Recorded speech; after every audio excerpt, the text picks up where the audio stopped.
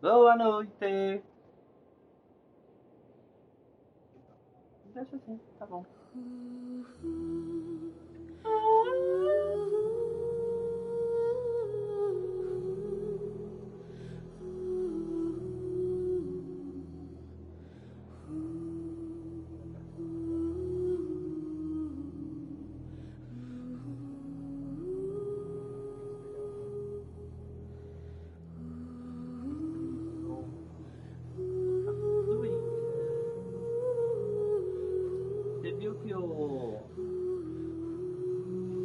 Que a Apple não aceita mais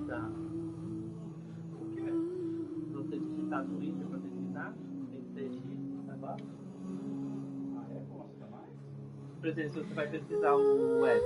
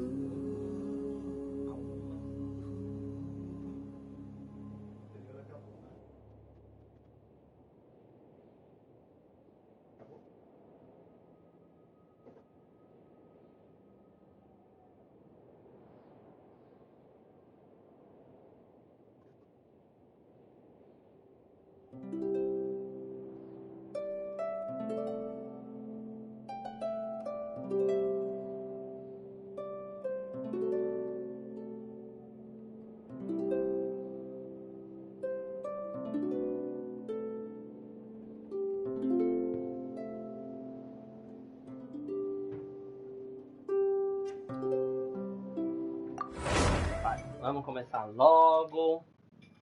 Eu tô ansioso. O que vai rolar? O que vai acontecer com a Lady Farina? Acho que nem compensa eu fazer as diárias, né? Vai comprar, eu acho. Então vamos lá. Vamos pra esquina de Rosura. É isso que tem que fazer?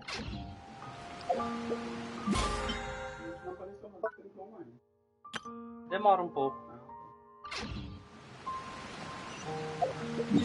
Tá, vamos para a base de espina de Rosura.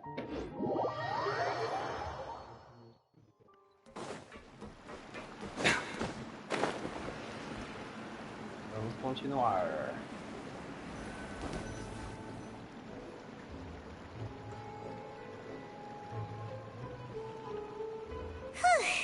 It's been a tough few days, hasn't it? So much has been happening. É, muita coisa tá acontecendo. Paimon didn't think the meetings would go on for so long, but everyone seemed pretty fired up, huh? Paimon thought they'd be at least a little frightened. Well, Fremine was, now that Paimon thinks about it, but everyone else just looked a little surprised. It's hard to say. Paimon doesn't have any experience with this sort of thing. But with you around, Paimon sure will do great. After all, you're the most reliable person in the world, aren't you? Did you just pour some tea? Paimon didn't notice you doing that at all. Then what's that? Paimon's never seen that cup before. Don't be frightened.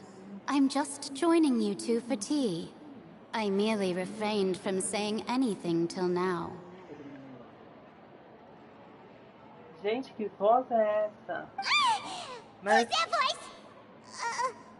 But there's no one here. Ah, have you forgotten me already? É a coisinha? You are familiar. You're the voice we heard from the sky in Sumeru. Eita. The voice from the sky, I fear that description is wrong. Though, not completely wrong. You're feeling lost now, just as you were feeling previously. I sensed that confusion and thus came to you. Guiding people is an irresistible hobby of mine, after all.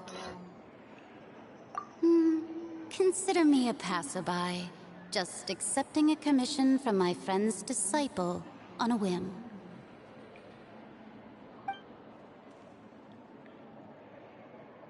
Ah, discípula. É, foi a que eu pensei. Mestre da Mona, enigmática N da Sociedade das Feiticeiras. The prophecy. Yes, what has been prophesied will be fulfilled. You may view such things as the history of the future. What? Then is there any way we can stop it? I believe you have witnessed a failed attempt with your own eyes. Can everything in Tevat so easily be changed? Ah, so you've caught on.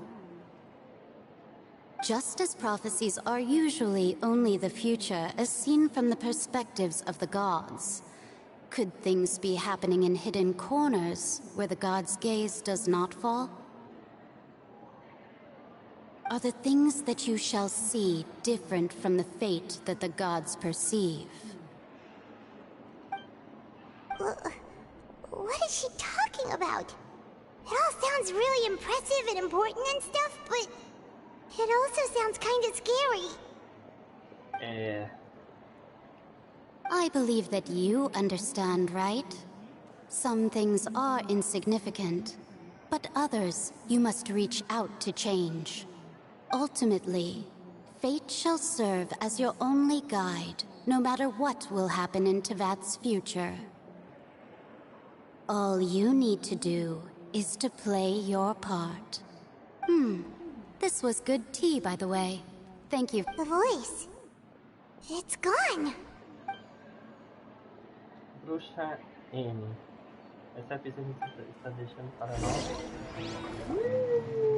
A notícia de entrada. Você fica deitado na cama, quando você acorda, alguém aparece do lado de fora. What? I want to hear someone talking. Boa noite, Rô.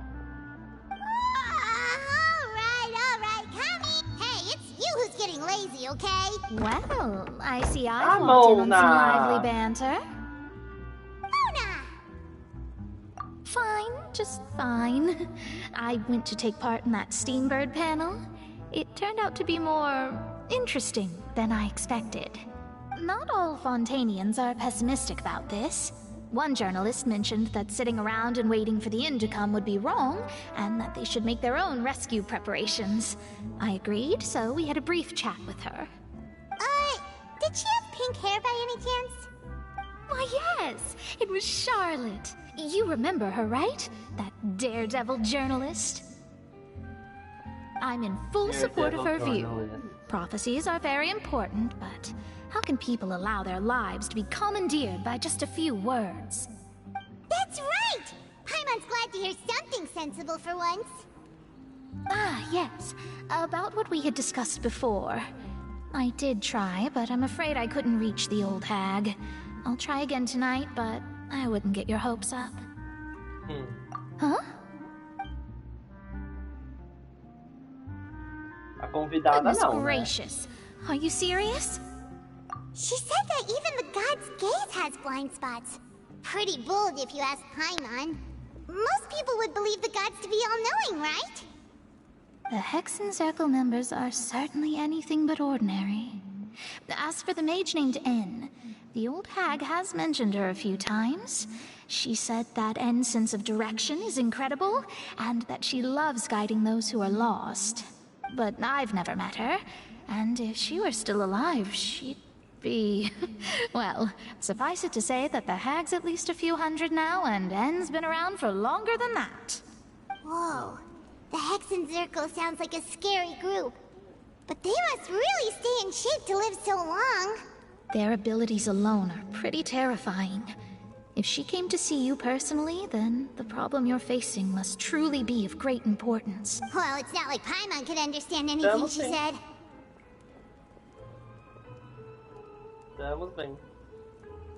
Yes, she was quite cryptic, but I suspect she means that there is still a way to turn things around. She didn't say when or what that would be, though, so... perhaps it is something that you cannot know right now.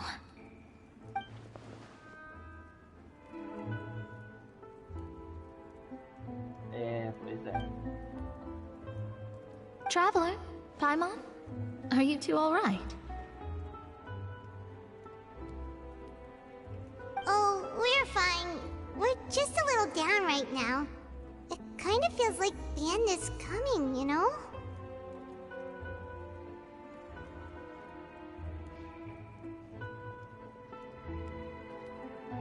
I see. I feel that same sense of desperation, too. I guess you could consider me someone who has often witnessed fate. So far as I have seen, it cannot be swayed. But even so, I still hope for, and believe in, miracles. Astrology is eternal and rational, but fate may not be. It is perhaps that's what En was trying to tell you. Not to lose heart, and to believe that what you are seeing playing out before you is not yet set in stone. I did originally think of steering clear of all this, but I couldn't. Even if this is all futile, I still wish to help everyone. If we don't struggle to the last, then how can we face the end when it comes? Huh. You do have a point. There I go, talking about astrological principles again. Sorry about that. The moment I start talking about work-related stuff... oh, I need to get going.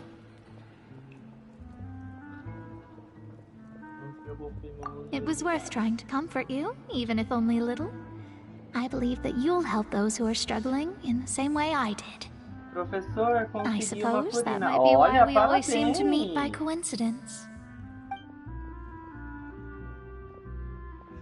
Paimon feels kind of moved by what Mona said.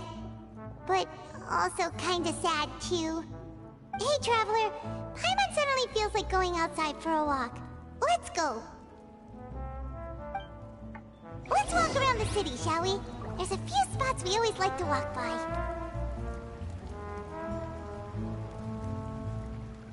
Vamos à banca de jornal. Ela está do lado de fora, né? Sim. Foi na fé, porque eu só tinha um giro. Olha, caraca! Mas você não tinha ganhado o Vente. Você ganhou algum personagem 5 estrelas?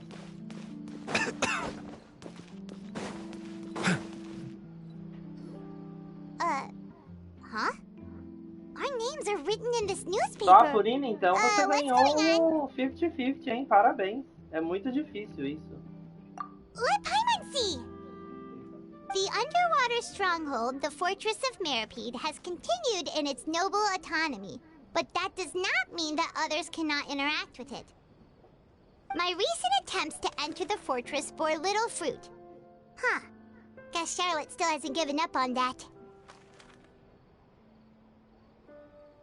Thus, did an Outlander friend become the focus of this report?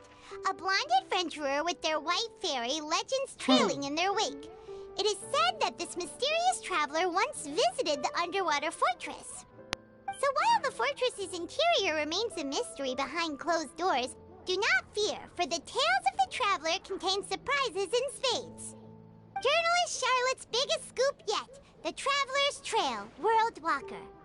Huh.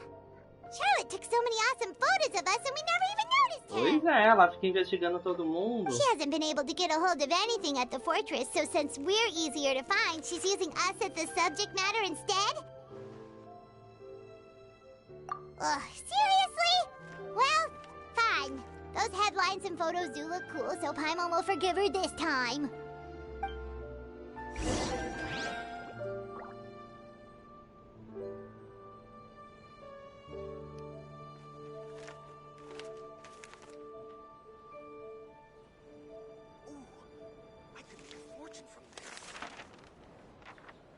Vamos lá, vamos continuar em frente.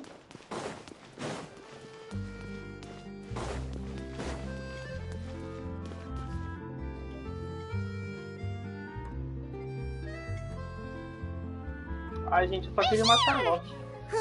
Paimon's hungry. Should we go in and get something to eat?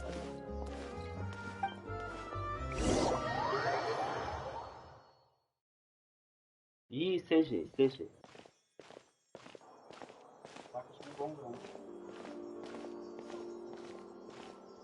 Hey, quick! Look! That's the limited edition, only 16 slices a day cake! It was so delicious the last time we tried it! Despite the tense situation we were in, let's give it another go! 1 slice of cake, please. Someone showed up after all! Oh, wait, you're the one from the Palais Mermonia. Oh, are you here to buy cake too? It seems Monsieur Nervalette was right. You really can eat. Wait, Vocês can you não, really a say something Paimon, like né? that? That's Paimon, a right. draga da Even he Paimon. has his own preferences when it comes to food. As for me, I love the cake and coffee here. Do you come here often? Usually every day. Every day? It's part of my daily schedule, apart from work. I shall have my cake and coffee. Then what if someone told you one day that this place would be closing soon, and you wouldn't get to eat cake here anymore? What would you think? Gente, será que quem falou comigo na xícara foi a mãe da Clee? Não. But why would it close? Well, Ai, meu Deus. Paimon doesn't know either, but maybe the waters will rise tomorrow. Oh, the prophecy. A To Mona be honest, confirmou I haven't paid much attention to that. No. Still, even if there'd be no more cake tomorrow, that wouldn't keep me from having some today. No. It's the same for eating in general. You might not be able to eat tomorrow, but if you can do so today, then you should carry on. That's what people call living, you know. Então tá, né? Don't be sad. Excuse me, could I have 2 more slices of cake to go? These 2 slices are for you. Sijuin said that this kind of expression you're making is what humans call being sad. Oh, you know Sijuin? I sure do. She was born before me, and she sometimes comes to the surface to teach us things about humans. She said that humans are creatures that are saddened easily, yes, and you can only lift their spirits by feeding them delicious food. So please try the cakes here. I've got something else to do, so I'll be going now. You two try to stay in a good mood after eating, all right? Bye.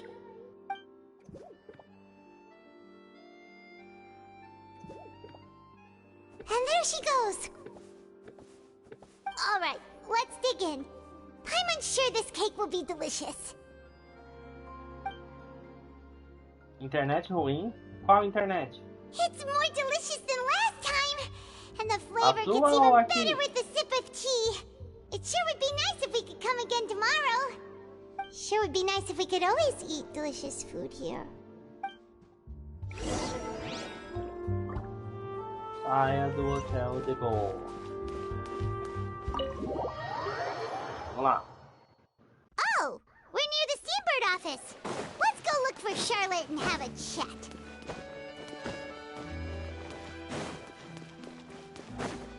Gente, eu não... Wow! Ai, que Is it raiva, eu the quero Traveler and essa Paimon? personagem. Have E you ela é seen the 4 article I wrote estrelas, about you? mano. Ha! You've got some nerve. You just used us to make some quick mora. Oh, you needn't worry about that. I heard that you were in Poisson some time back, so I sent you a letter to discuss just that. It appears you didn't receive it, though. It's all right, though. I've set aside the amount intended for you. I've even set the table with some food. Really? Oh, you're the best! You're almost a little too easy to win over, Paimon. If I were a journalist with ulterior motives, you'd be in trouble now, you know.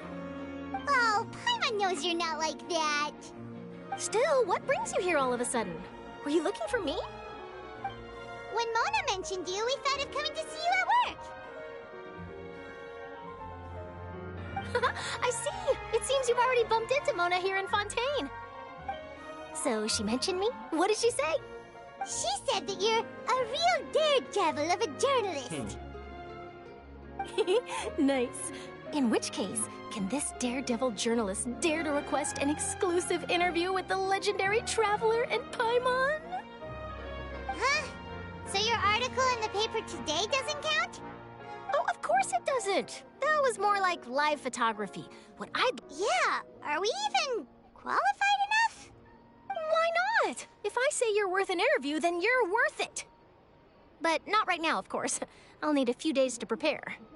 Oh, in that case, we'll just chat when you have the time then? Oh, so that's a yes? Ooh, splendid! I'll tell the editor-in-chief immediately. I'll have to apply for lighting. Whew, so much to get done now. Talk to you later. Wait, Charlotte, Paimon's still got a question for you. And what's that? If, just for example, Fontaine were to be flooded tomorrow, what would you do today? Huh, that's the prophecy you're talking about, isn't it? I mean, I do hear about it often, but I've never once thought that the day could be tomorrow. If you're seriously asking, then I might try and think of a way to leave Fontaine. Oh, but I'm still a journalist first and foremost. That means I have a duty to be reporting from the scene. And secondly, I wouldn't forsake my homeland that easily. From what I've seen, most people don't know what they'd do should the worst come to pass. In truth, it might be better just to behave like normal rather than worry over such an end. So in all likelihood, I'd probably still be prepping at the office for that interview of ours. I know what you're... Just think about it. If this nation really were to be suddenly destroyed tomorrow, but I still successfully finish an exclusive interview with a truly unique person, and then do you know what I'd do? Well, I'd write that story, send it for printing, and use messenger pigeons to get copies out to the various nations as soon as possible. I'm not a dreamer, nor am I a workaholic. But I do love my job, and I'd be proud of leaving such an article behind. I guess you could say that I was born to be a journalist. But anyway, that's my answer. And on that note, I'll get back to my preparations. A Ganya até dorme, até cochila. That's so nice. All of a sudden, Paimon actually kinda envies her. Anyway, let's go and take a look at the sea, shall we? Vamos lá pro mar. Ai, ai, ai, ai, ai, ai, ai, ai. The sea breeze and scenery can be a pretty soothing combo. Paimon's been thinking, if it wasn't Fontaine, but all of Tevat that would be destroyed tomorrow. No, Paimon should ask, if you could choose, what would you like to do?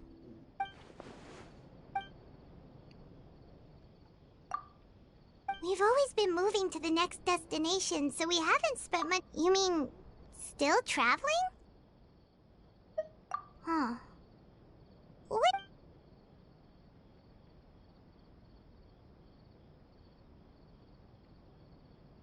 Tá, vamos dormir.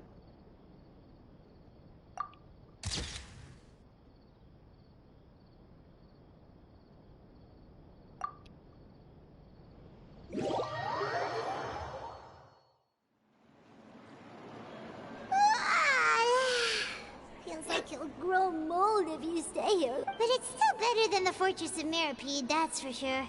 It's not only damp there, but salty too. Ah, so the two of you are still here. Wonderful. Oh, you're from the Palais Mermonia, aren't you? Yes, I'm Isadora. Monsieur Nervillac sent me to look for you two before. I heard that Not at all. I'm well aware that you're friends of his.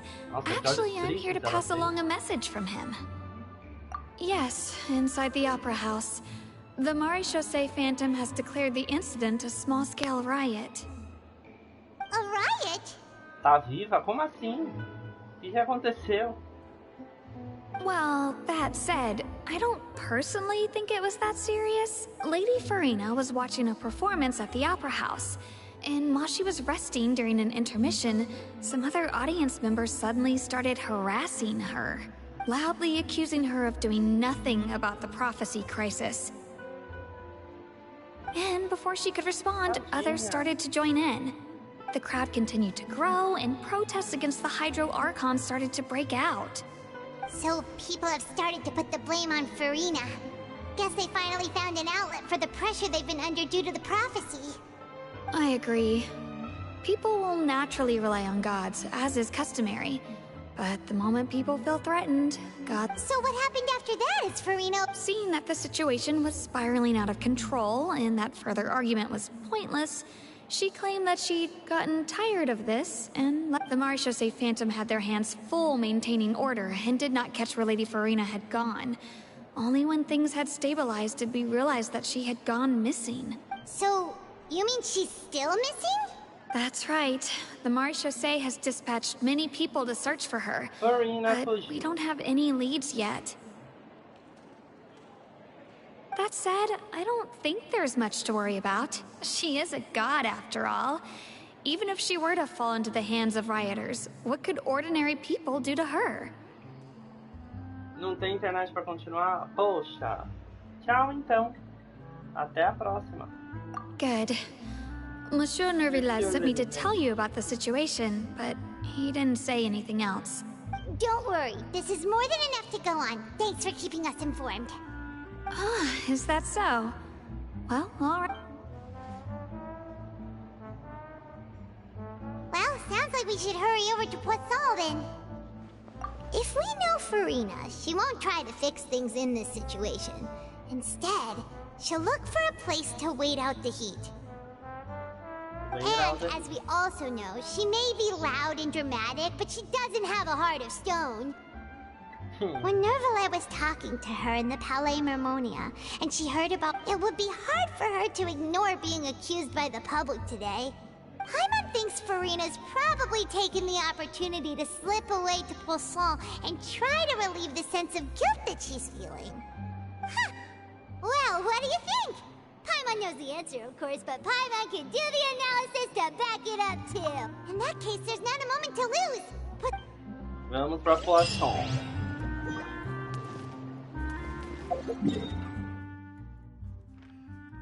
Oh, what the hell is Poisson? This place looks deserted. Guess all the survivors must have evacuated already. All that's left here are signs of devastation. Could Farina really be here? Well, let's try to find her as soon as possible.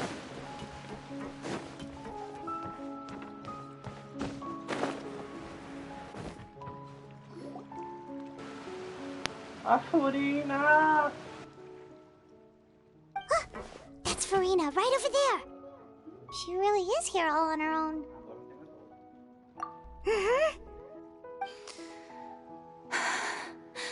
Should I just give up? This is all meaningless. What was meant to happen did happen after all. Everyone's dead. I'm sorry. I am so sorry.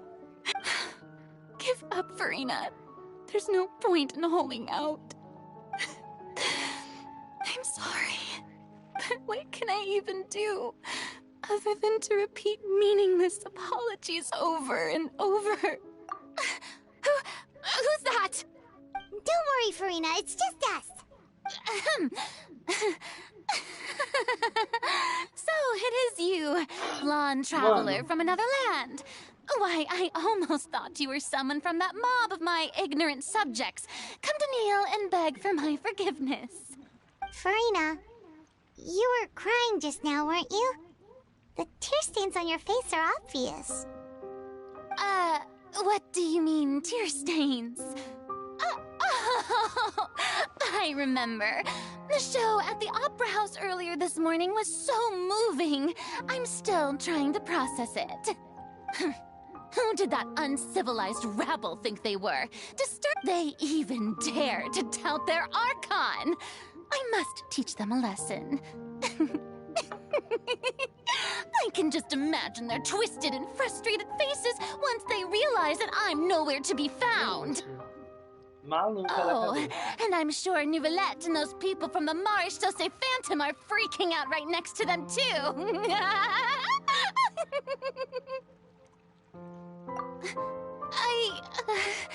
Hey, there she is! The Hydro Archon's over there! Quick, after her! Farina, those people seem to be after you. They are?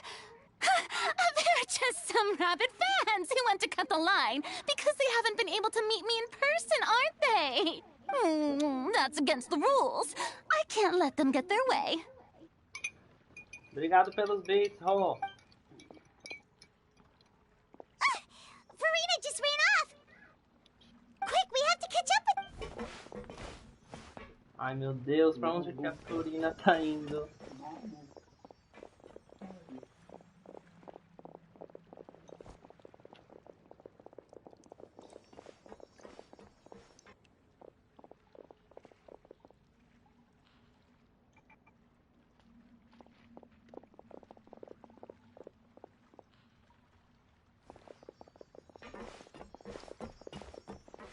This should be the place, right? Hey, Farina!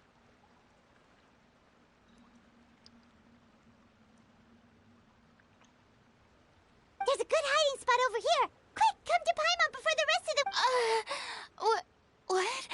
What is this place? Hurry, they're almost here!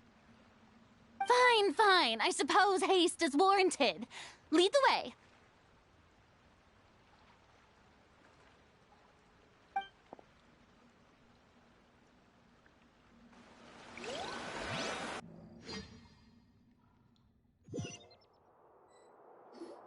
Open up.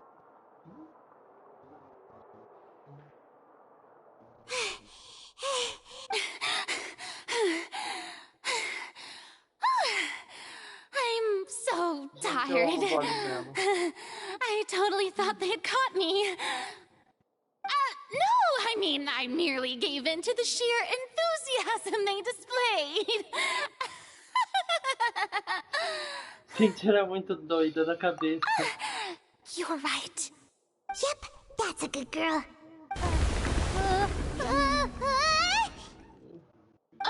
What's happening? The ground's shaking. Is it an earthquake? Yeah, a quake of this kind preceded the flooding in Poisson, didn't it? It can't be. Well, there's no need to worry too much about that. Neuvillette made some emergency plans, so the evacuation should go a lot smoother this... Yeah, I hope you're right. But the people of Poisson, they've already...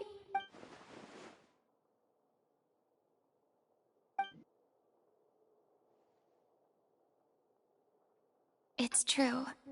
I've been investigating the prophecy for hundreds of years. I once had informants all over Tevat, searching for clues and feeding information back to me. I've tried all kinds of ways, too, to hold back the sea. Anything to keep the coastline from advancing. But all my efforts proved to be futile in the end. Really, the truth has been clear to me for a very long time. We cannot make an enemy of the divine. No matter what we do, the will of the heavenly principles will have its way, and the prophecy shall be fulfilled. Give up. I do love the sound of that phrase.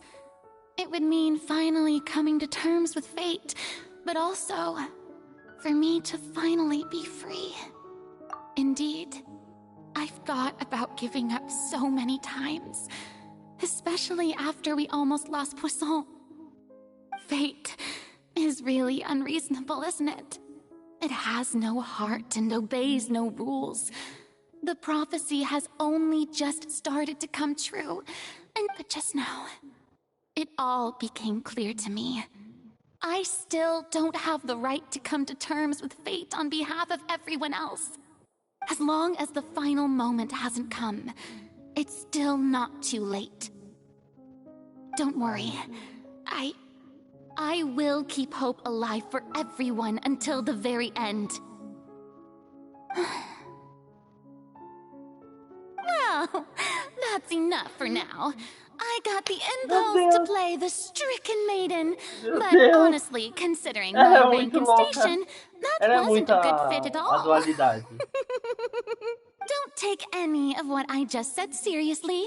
How could I possibly let Fontaine fall to the whims of trivial prophecy?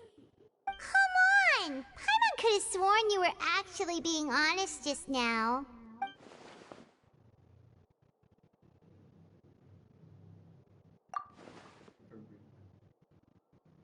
Share my burden. That's impossible. It was fated right from the start that this would be my duty alone. A witness. Yes.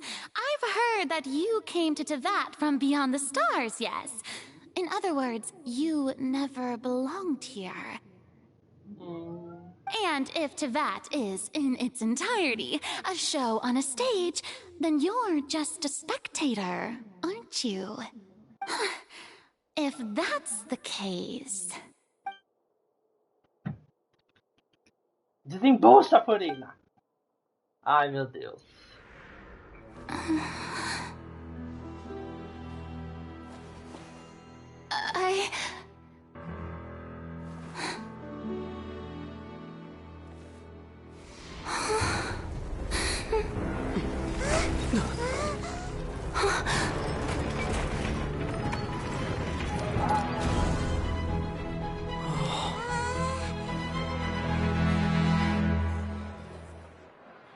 Ela tá no trial.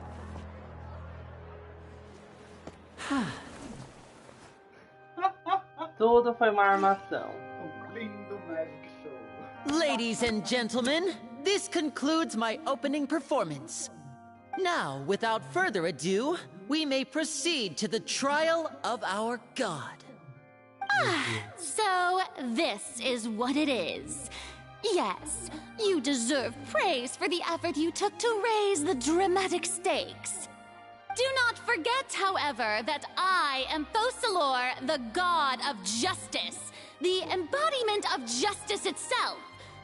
Does it not strike you as even the least bit absurd to bring the very concept of justice to trial? May I interpret these words as your refusal to stand trial? In that case, you will have the opportunity to defend your honor through a duel. You would draw your blade against a god?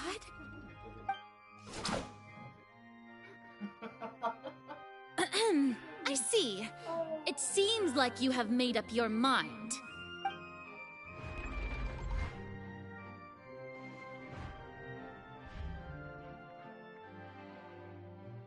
Paimon can't believe it. She just surrendered. What the heck is going on? Did I just see an Archon surrender to a human? Wow, how utterly humiliating. Lady Furina, what is the meaning of this?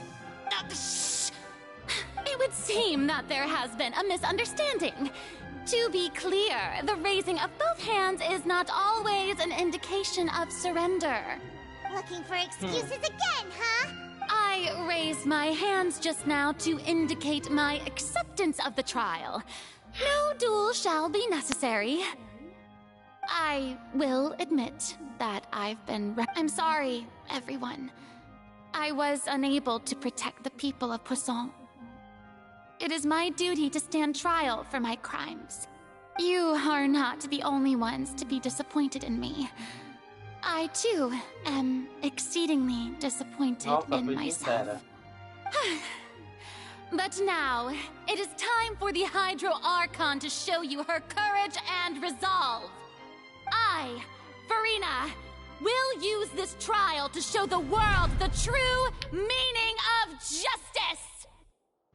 This time, I will protect you. Applaud and rejoice!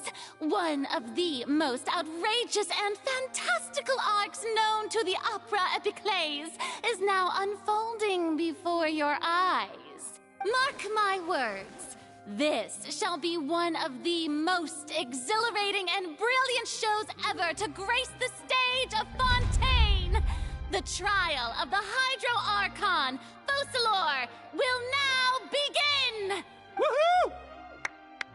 Oh, now we're making history. Why does it feel like Furina just took over the whole thing? Like, come on! Didn't she just get forced to stand trial for her crimes? Also, even though she's still acting super dramatic, she is taking this seriously this time, right? Não é? All right, then. Who will be my opponent in this trial? The court asks the prosecutor to please take the stand. Is that so? Very well. Then please speak, witness of Tivat, my accuser and fated opponent.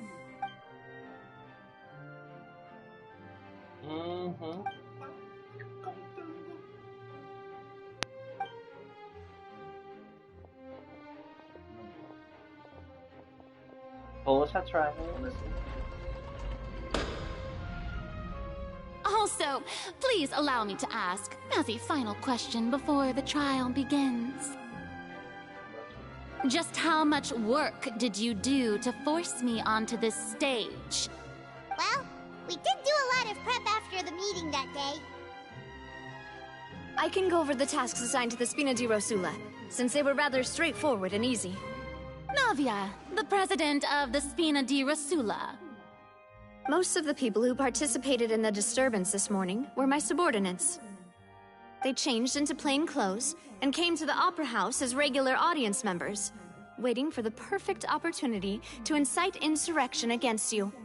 The people's resentment against their Archon has been building as more and more of the prophecy is fulfilled. A spark was all we needed to turn smoldering anger into a flame. Moreover, according to our understanding and analysis of you, when something like that occurred, you would likely flee the scene and head to Poisson by yourself. So, we arranged for a second group to lie in wait there. So, you mean the ones who scoured the settlement for me were also from the Spina? And their goal was to force you to step into the giant magic box so you may personally participate in the greatest magic performance in all of Fontanian history. That's right. That house was a magic box, rather than someone's residence. As the super ultimate version of the setup that I used when I first performed at the Opera Epiclese, the volume of the box was increased by a whole order of magnitude, and the distance it traversed was the entire gap between Poisson and Aranias. Its cargo, of course, was an Archon instead of a human. My thanks, Farina.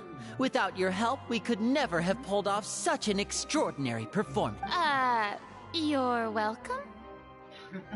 Of course, this performance was only made possible with Father's support. The House of the Hearth spent a massive amount of labor in Mora to pull this off. We had to select a location, construct the giant magic box, dig a tunnel, and open up a path through the water.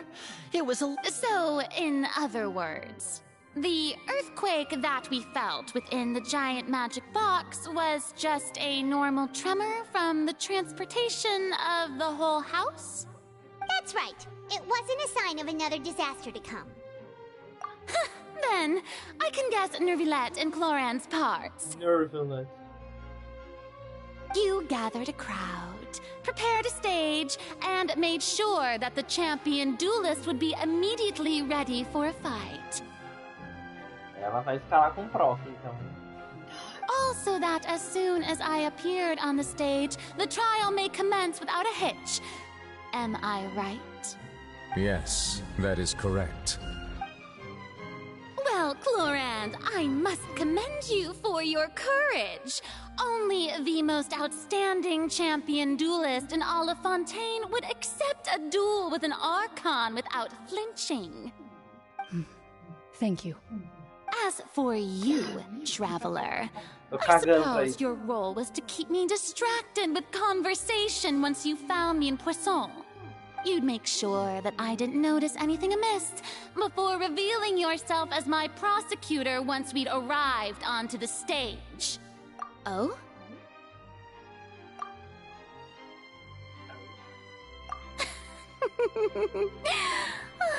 Is that so? Then I suppose I must have missed my final chance. It's fine. It matters not. What's done is done. The stage is already set, so there's no reason to disappoint the audience. Let's see this trial through to the very...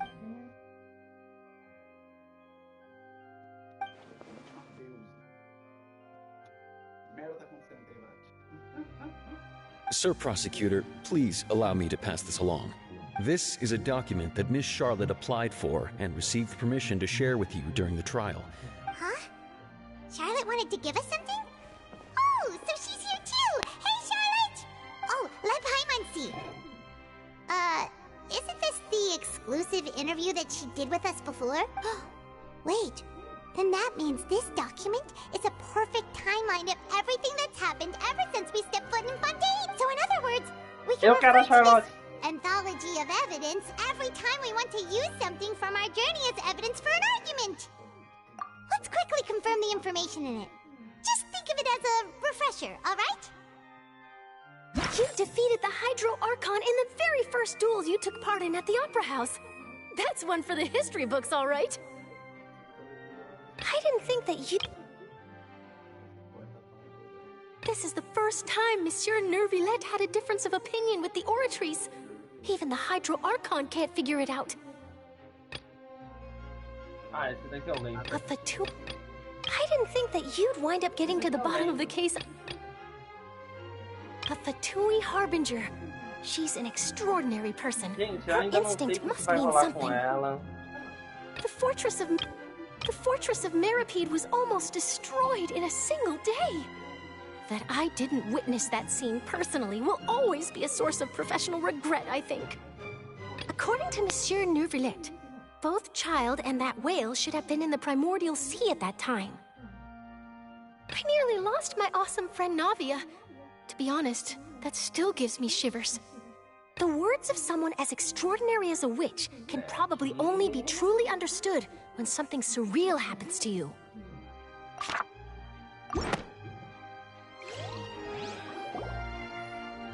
The prosecution and the defense are both in position. The trial shall now begin. Oh, come on, Nervillette.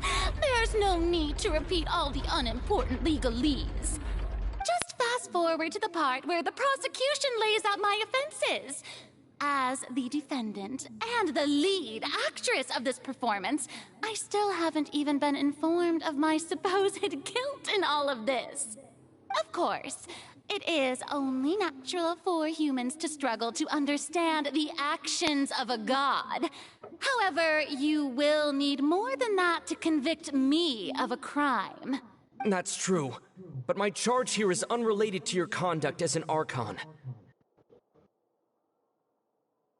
Instead, I would like to charge you as a fraud who's never been the Archon in the first place.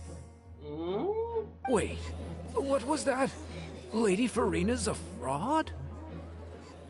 Hey, I came here thinking that we were going to try the Hydro Archon for forsaking her duty, but did I hear that right? She's not our Archon at all? Charge accepted. Lady Farina, do you plead guilty to the charge? Lady Farina. I plead not guilty. How can I be guilty? There is no way that I, Focalor, otherwise known as Farina de Fontaine, a member of the Seven and the Regina of all waters, kindreds, peoples, and laws of Fontaine, could be anything other than your true Archon. Yeah, even though Lady Farina can be rather eccentric, isn't it going too far to doubt her very identity? Yeah, I've never questioned her identity either. Sure, Lady Farina can be super irresponsible, but what grounds does that prosecutor have? I have cause to believe that common sense will prevail in this case. Many of the members of the audience have known me as the Hydro Archon ever since they were born. There would be no fooling their memory. See? Even the Oratrice has decided to show me its favor. Are you sure you want to commit to a charge that will never be upheld? If you wish to drop the case, I can promise you as the God of Justice that you will not have to face trial for making a false accusation.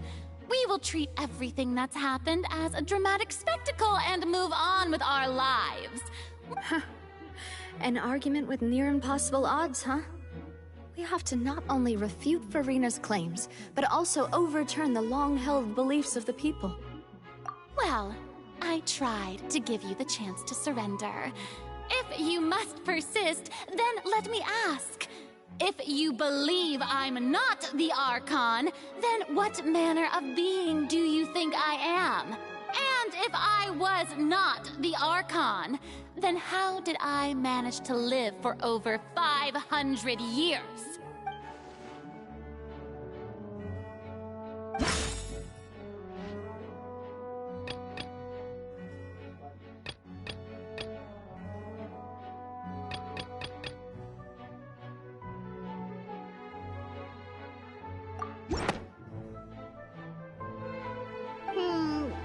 doesn't sound right. Foi a coisa, mas aí ela falando só mesmo. First of all, you may be a member of another long-lived race, which would allow you to naturally possess an extended lifespan. And second of all, even if that wasn't the case, there could be other ways to extend your life. Who gave you that idea? Was it the knave?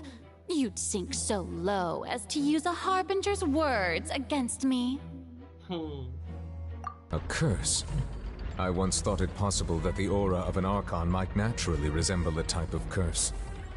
But in light of this claim, perhaps what I sensed was not your divinity, but a curse after all. You sensed it too, huh, Nervlet? Lady Farina is actually a human? Well, it is true that it's extremely difficult to tell humans and gods apart just by looking at them. It's not impossible.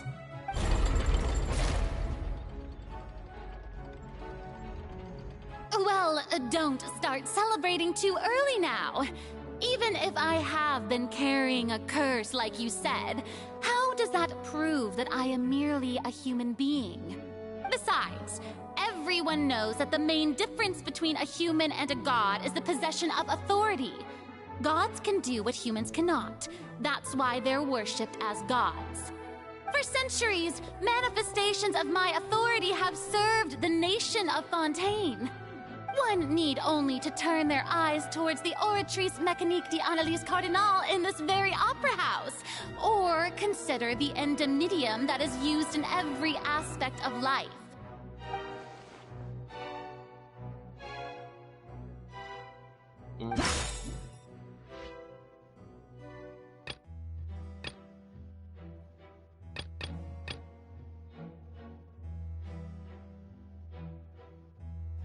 Essa.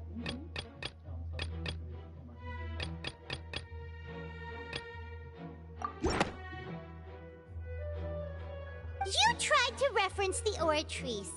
But weren't you as confused as all the rest of us when the Oratrice declared Child to be guilty without any proof? Otherwise, you should have come up with a good explanation for that by now. Didn't I make myself clear at the time? The decisions of the gods are naturally difficult for humans to comprehend. There is no need to provide an explanation. Lady Farina, I believe a reminder of your current circumstances is in order. Deixa eu te lembrar que você tá While the court is in ferrada. session, the principles of justice and the law must come Errada, before né? all else. While you are an Archon, you are also first and foremost the defendant in this trial. You will prove yourself unable to defend against the prosecution's charges if you continue to withhold vital information against the rules of the court. I never thought you'd use that kind of rhetoric against me. That was no trick of rhetoric, Lady Farina. I've merely reiterated the rules of the court. Rules that all should respect and follow.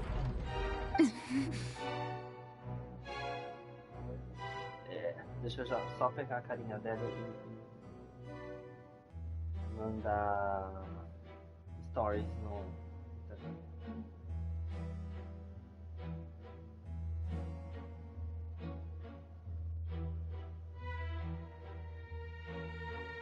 Tá piscando.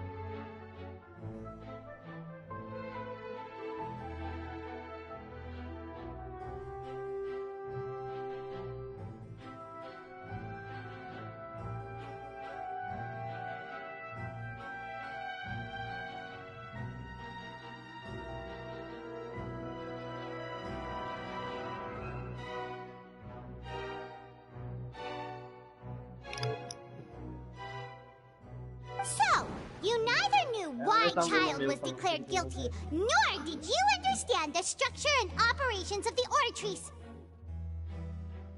Instead of having been created by you, the manifestations of authority you mentioned have been made by the real Hydro Archon, haven't they? The real Hydro Archon? Well, now you're really losing me.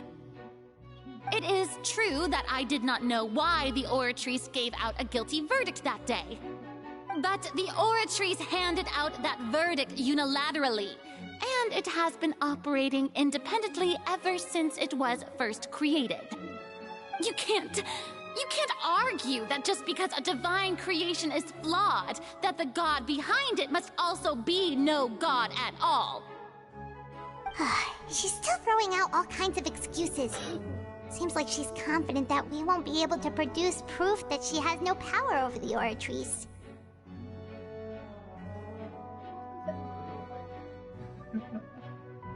My power as an Archon.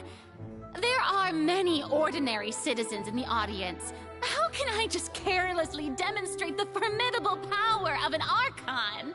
If that poses a concern, I'm prepared to extend my protection to the audience. You don't need to go that far.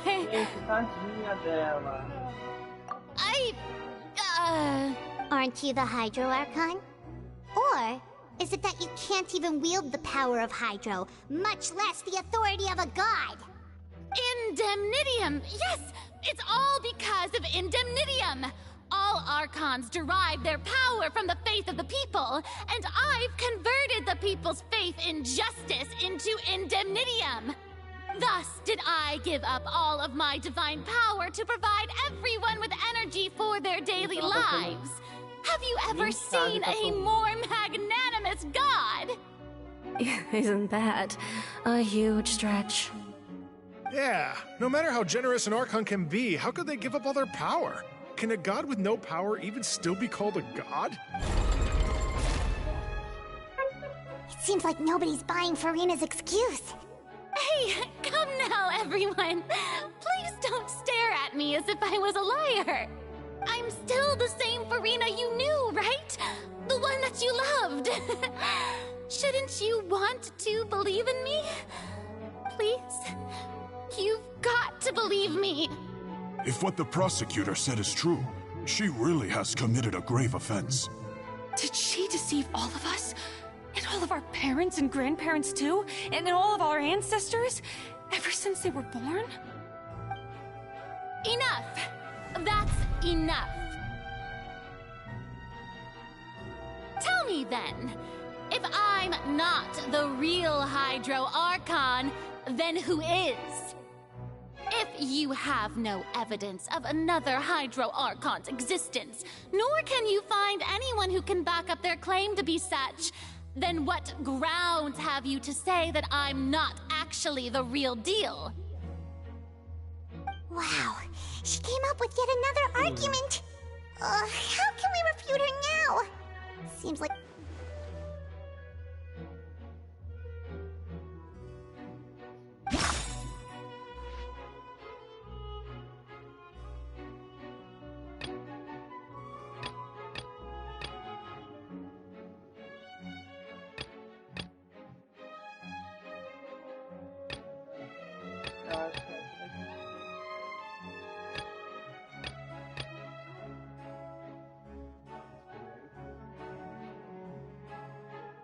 Nossa, vamos tentar matar ela. It has been established that all Fontanians can dissolve in water from the primordial sea. And that means... Since you insist on claiming to be a god and not a human, then there's a method that you can use right here and now to eliminate all suspicions of you being the latter. Miss Navia, please apply to serve as a temporary attorney for the prosecution before addressing the court. Though you act in partnership with the prosecutor, you must still adhere to proper procedure. Super sorry, Monsieur Chief Justice. I swear this really will be the last time that I'll speak out of turn. Now, I've brought some seawater from Poisson. As everyone knows, a massive flood struck the area not long ago. including those of some of my closest friends. So, Miss Farina, would you dare to touch some of the seawater? If we are to believe that you are indeed the real Hydro Archon, touching the seawater would have no effect on you. But if you don't dare to touch it, then we would have basically proved the reverse. Oh, and I must remind you that after the disaster at Poisson, nobody wants to see any more people dissolve. Eu acho que eu tô pegando a história. Ela acompanha.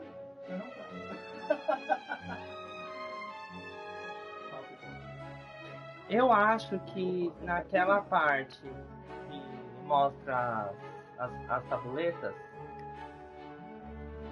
a Idiria, no fim, ela tá pedindo desculpas porque ela queria ser humana, ela não queria ser uma vez. E aí, a Farina nasceu com essa maldição. Porque tá entre muito Deus e humano, Deus e humano, Deus e humano. Eu acho que é nessa pegada. I do hope you'll act prudently and choose the simpler path of admitting guilt. Navia from the Spina di Rasula. The Spina has governed Poisson for many years. I guess... If Lady Farina is indeed just a human, she's probably Fontanian like all the rest of us. Would she really dare to try?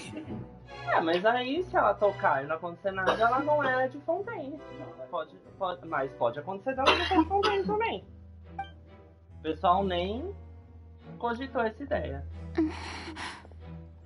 Ela poderia ser uma outsider. E ninguém saber. Lady Farina, this test has been unilaterally proposed by the prosecution. As it falls outside the realm of standard court proceedings, you possess the right to decline participation.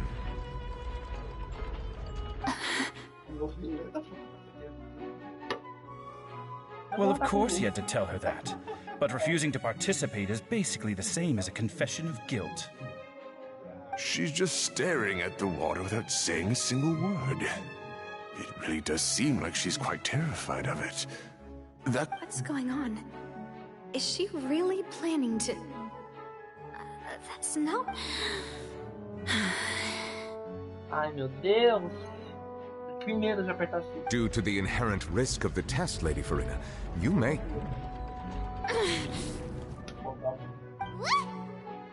Hey!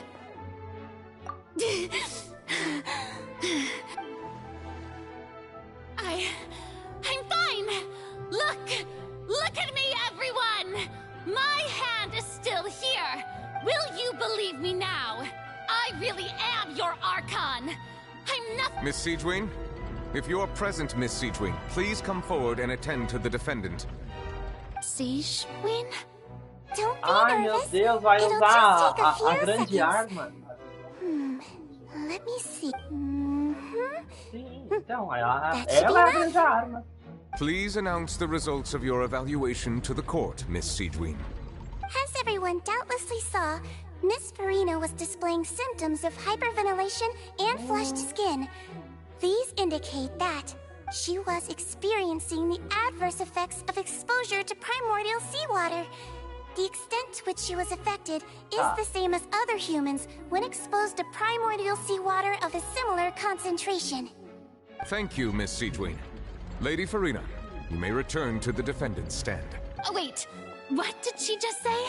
I didn't get dissolved! Shouldn't that be enough to prove my innocence? Well, considering your tendency to run from your problems, we did originally prepare a direct sample of the seawater around Poisson. However, after extensive discussion, we exchanged it for a sample that is not concentrated enough to dissolve an actual human. After all, on the off chance that something entirely unexpected might occur, we don't want anyone else to lose their life to the sea. Yeah, so out of regard for Farina's life, you secured a low-concentration sample and asked the head nurse to serve as an expert witness. It's a great thing that the direct sample wasn't actually used. Farina could have... I can't believe... You...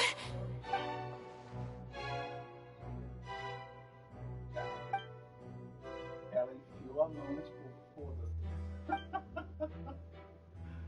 Listen to me! Listen Listen to me, everyone. Please don't give me such cold and disdainful looks.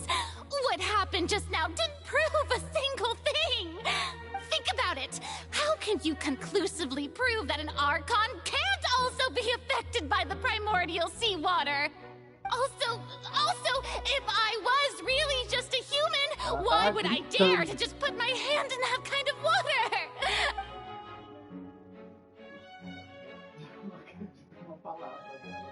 Please, everyone, anyone, just listen to me. I swear, I really am your Archon.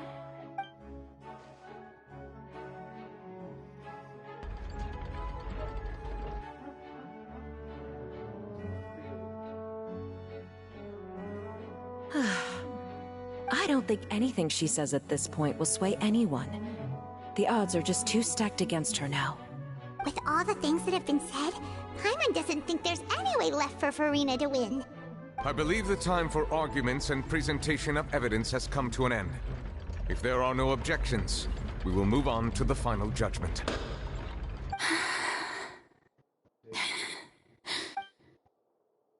I don't think anything she says at this point will sway anyone. She's too stacked against her now.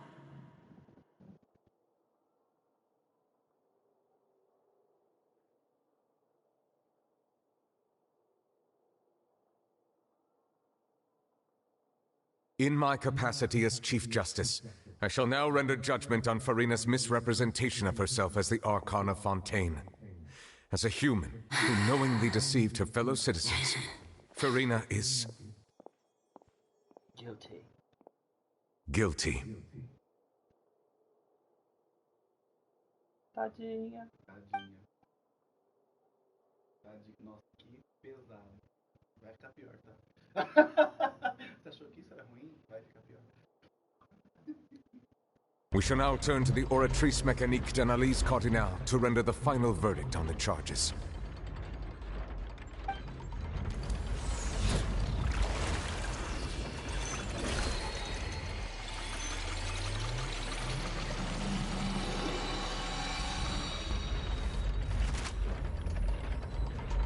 According to the judgment of the Oratrice Mécanique d'Analyse Cardinale, Furina is... Well, what's wrong? What's the Oratrice's verdict? No, the Oratrice also displays a guilty verdict. Isn't that correct then? However, the exact wording of the verdict is thus: the Hydro Archon, guilty to be punished via the death sentence. The death sentence? That's actually one of the available sentences? I've always thought that it was just a myth. The one and only time the death sentence has been handed out at the court. And it's been given to the very person we've worshipped as the god of justice? Furina's been sentenced to death by the Oratrice? We just wanted to use the trial to show her this... This outcome is indeed quite strange. According to Fontaine's current definitions of justice, as well as its recommendations for criminal sentences, is this sentence really appropriate for the crimes that have been committed? Yeah! Even Fache wasn't sentenced to death by the Oratrice. You know, the real evil mastermind behind the serial disappearances case. Indeed. Not only is Furina's sentence overly excessive, the very point of our trial today was also to prove that Furina has never been the Hydro Archon in the... But now, the Oratrice seems to have deliberately invoked the title of the Hydro Archon. What does this mean?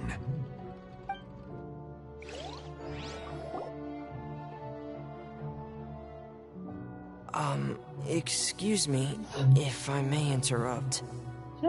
Is the trial still going? Fremine! You finally made it. I assume that... Mm-hmm. Any mission Father assigns to me will always be top priority. Is that the first prophecy slate? Huh. So the knave privately arranged for Fremine to try and find the missing slate. Nem lembrava disso, mas tudo bem. I looked everywhere and finally found it at the bottom of the sea.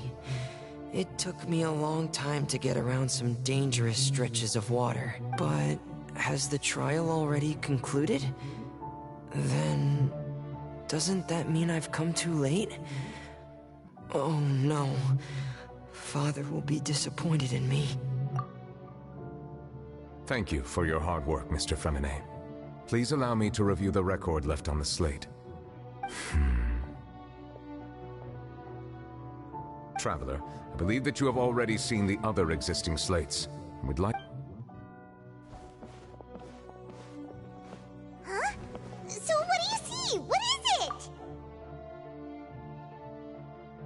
Arconte anterior liberando seu poder divino. I believe I've now made sense of the Hydro Archon's crime. It has to do with Fontaine's lost history. Huh? Isn't a Hydro Archon just guilty of deceiving her people? Oh, wait, no, that's Farina, and we've already proven that she's not the Hydro Archon. So when you say Hydro Archon, do you mean the real Hydro Archon we've been kinda talking about? In truth, everything that you've encountered in Fontaine up until this point can be traced back to the contents of these stone slates. However, I'm uncertain as to how much sense they currently make to you.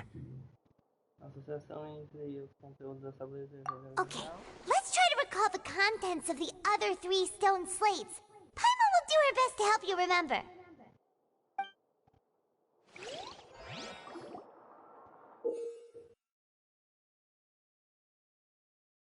Selecione para checar informações de tabuletas para extrair informações cruciais.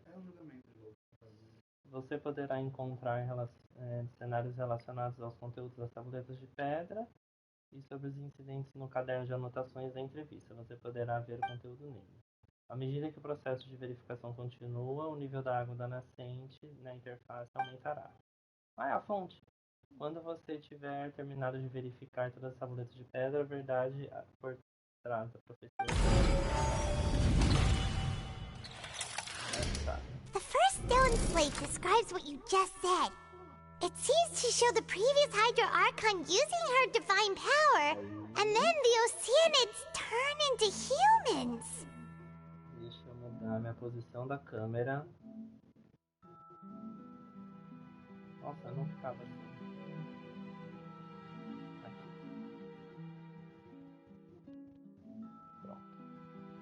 A tabuleta descreve o que você acabou de dizer. Parece mostrar que a antiga Arconte Hidro, usando seu poder divino, então os Oceanids se tornando humanos. Does that mean that Fontanians are transformed Oceanids? Oh, Paimon wasn't expecting that. But if Oceanids can turn into humans, then perhaps this process can be reversed as well. The second stone slate shows Celestia floating in the sky, and the Hydro Archon and her people worshipping it together. But the heavens still brought judgment down upon them. This must be the point when the Hydro Archon and the Fontanians were branded with their original sin. Does this mean that the original sin and the Hydro Archon sin are the same thing? The third slate shows the Hydro Archon sinking into the sea surrounded by many people. Huh. That reminds Paimon, didn't we also watch that happen to someone else? Well, the fourth slate is the prophecy the Fontanians have been talking about. People dissolving into the sea, the Hydro Archon crying on her throne, and so on. We didn't believe that such a crazy disaster could happen at first, did we? But after that incident, it was just a question of when and not if. Será que vai ter que inundar todo mundo, ela ficar sozinha e aí ela se tornar fonte?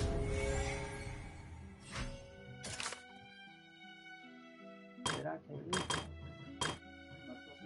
A placa de profecia nas ruínas, mostrando a profecia, descreve uma história do futuro.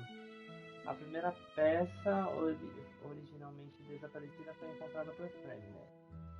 Parece uma antiga Arconte Hidro, usando o poder divino para transformar as Oceanids em pessoas. Vira a volta.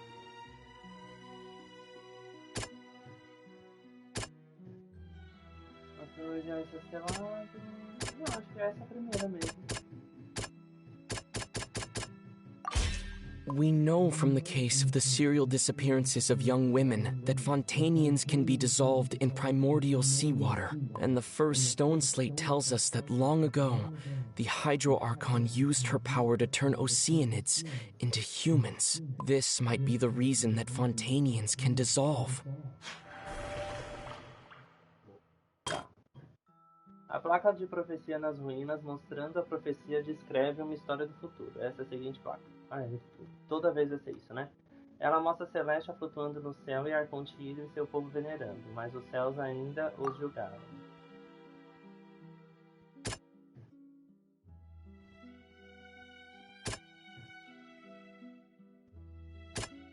Deve ser o julgamento dela.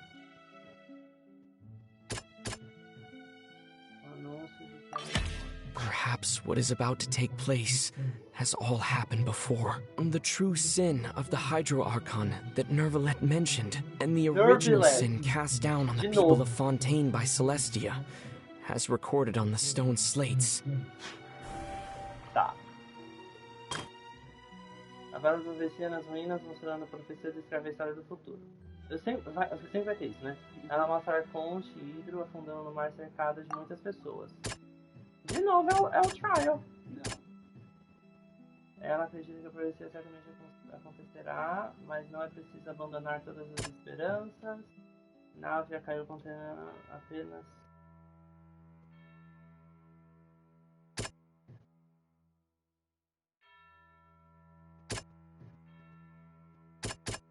Não deve ser essa. That doesn't sound quite... Tá. Návia caindo na água do mar? Návia? Mas é Arconte. It's not as simple as falling into the sea. When Navia fell into the sea, her consciousness was subjected to judgment. The stone slates show the people gathered around the Hydro Archon in the sea. Could that be alluding to the same thing?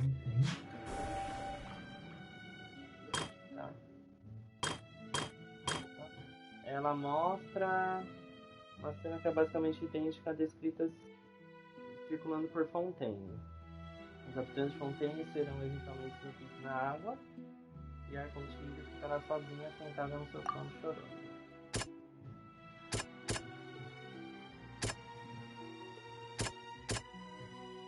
That doesn't sound quite... Entrada uma primordial selada.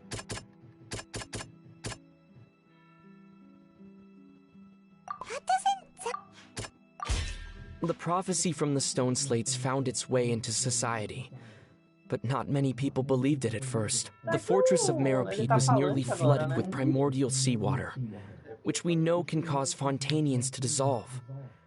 It seems increasingly likely that the prophecy may come true. If we hadn't dealt with it in time, things could have gone very badly. They'll dissolve into the primordial sea but won't cease to exist. Their essence will flow in the seawater, converge, and take the form of an Oceanid. The Hydro Archon was sentenced to death in court, shocking everyone present. Perhaps this means that her sin was actually Fontaine's original sin. Navia fell into the water inside those ruins, and she nearly dissolved.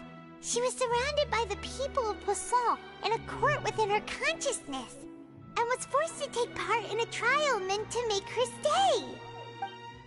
The eruption of the primordial sea at the fortress of Meropide was the surest sign that the prophecy was about to come to pass no matter what. The prophecy's contents can all be verified by recent events. If we combine what we know together, loads of truths should come to light.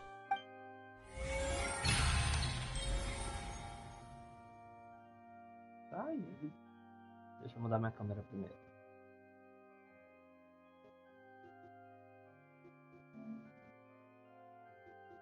Eu acho muito doido que não dá pra mostrar nada disso.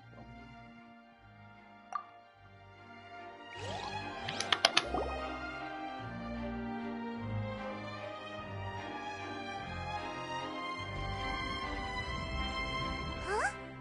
Oh, Paimon you can make Então sense vai, of mata it. todo mundo. But then it feels like we're going to have to share some truly shocking revelations. Let's hear them. Incredible. Linny, did you hear that? We're not real humans.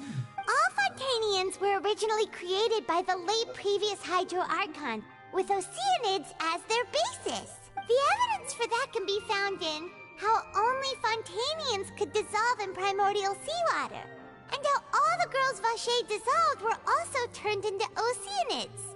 Oh, and according to Navia, when she was about to get dissolved, she also saw everyone gathered around for a trial, all of them in the shape of Oceanids.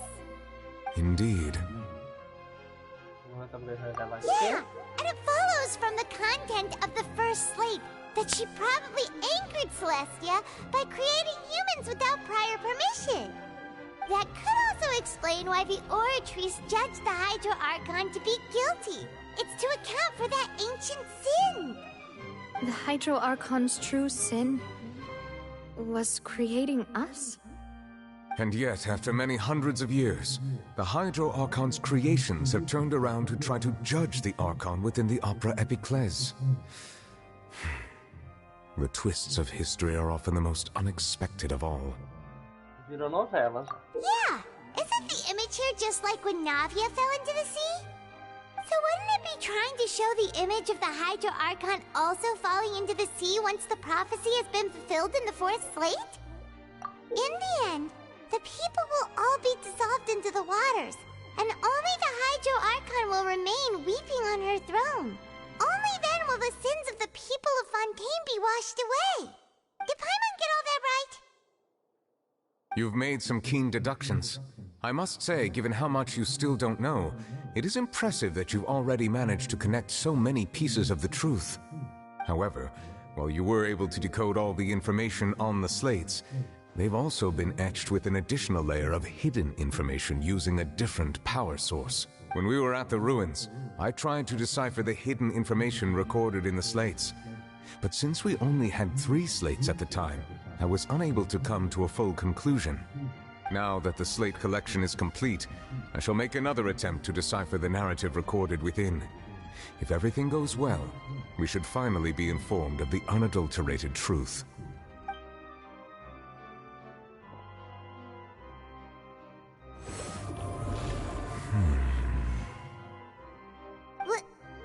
Well? Did you get it? I believe I should share this truth not only with you, but with all the people of Fontaine as well. I will try to briefly summarize it for you. Your hypotheses regarding the origin of Fontanians and the sin of the Hydro Archon were both correct.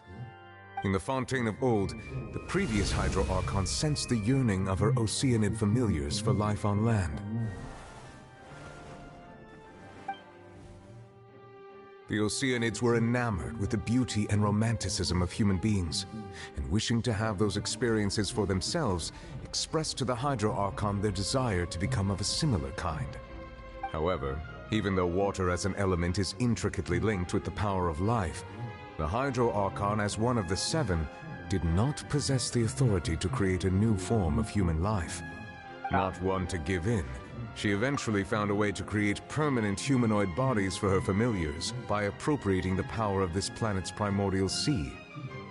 She poured primordial seawater into the Oceanids' blood vessels, creating humanoid mimics in the process. But if Fontanians were to ever come into direct contact with water from the primordial sea, the power within their bodies would escape these artificial restraints and return to the sea. As a result, their forms would collapse, and they would be reverted to their original forms as Oceanids. Of course, the Hydro Archon never received permission from the heavenly principles to create a new human race. And thus, the Hydro Archon and all of her creations came to shoulder the original sin of appropriating the power of the primordial sea. That is the true history of how the people of Fontaine first came into being. So we were all Oceanids before we turned into human beings? That's way too much information for me. I think I'm just going to pretend that I never heard a single thing. Depois de julgar Arconte. But if that's the truth, we can't let the Hydro Archon be sentenced to death. After all, her only sin was creating us. This really might be too much information for your regular Fontanian, but it does answer a lot of our questions. Alas, your hypothesis regarding the third and fourth stone slates was inaccurate. The slates' respective positions are, in fact, correct. A key point of the visual on the third slate is how all the individuals depicted in the water are humans rather than Oceanids. They have not been dissolved, which implies that the water depicted in this slate is not water from the primordial sea. The nation of Fontaine is the nation of Hydro, as well as the nation of Trials and Justice. Instead of being the literal element, the water in the scene symbolizes judgment and justice. You may also recall Navia's experience. When she fell into the sea, her consciousness was surrounded by that of many others who intended to hold a trial to determine her fate. Therefore, the meaning of the third slate is that the people of Fontaine shall try the Hydro Archon at the court of justice. Yes, it refers to our present situation. I think I'm following now. So, what you're saying is, even though we decided to put on this trial to avoid fulfilling the prophecy, in truth, everything we've done has happened exactly as the prophecy foretold. So now, it seems, we're the ones making sure it comes true. What should we do? Huh. No matter what, the prophecy will be fulfilled. Is this what it feels like to be a prisoner of fate? If that's the case, does that mean the scene in the fourth slate will alter— Traveler, I would like to point out another small fallacy in your deductions. Fallacy. About the fourth slate. You probably thought that the eruption of primordial seawater beneath the fortress of Meripede served as the surest sign that the prophecy was about to come to pass, yes? However, I believe that rather than being a sure sign, that eruption could in fact only be a small warning of something far worse to come. As for the root cause of the catastrophe, I believe you've already encountered it once before.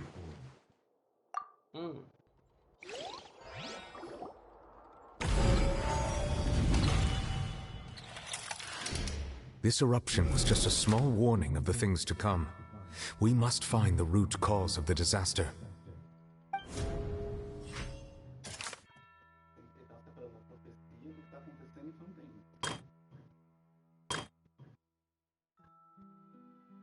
O desastre profetizado provavelmente vai se espalhar daqui.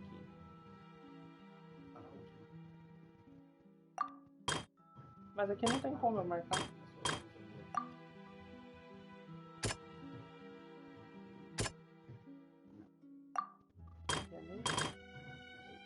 O desastre profetizado provavelmente vai se espalhar daqui.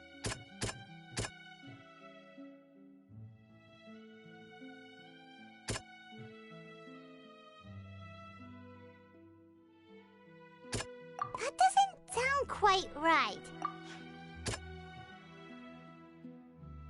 É isso? It was both dream and reality. If we're talking about a true culprit, that could only be that thing inside the primordial sea, right? The truth, the original sin, the trial, and the...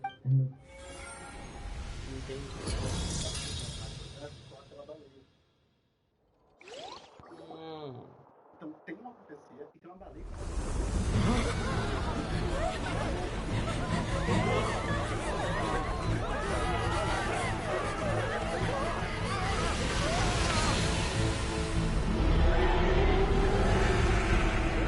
Ó o baleia.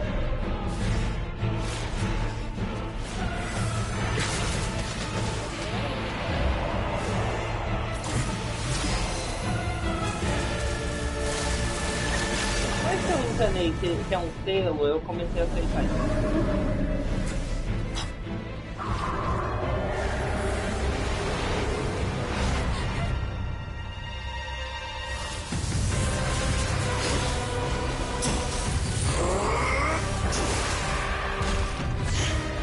Oh, cara.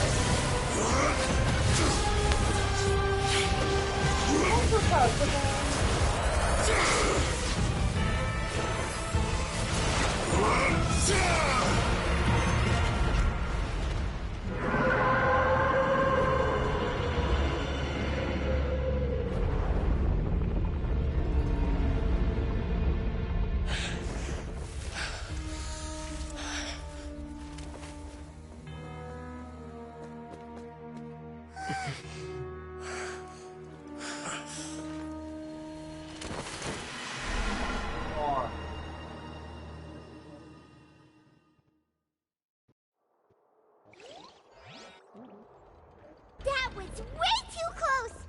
How did that thing just burst into the Opera House?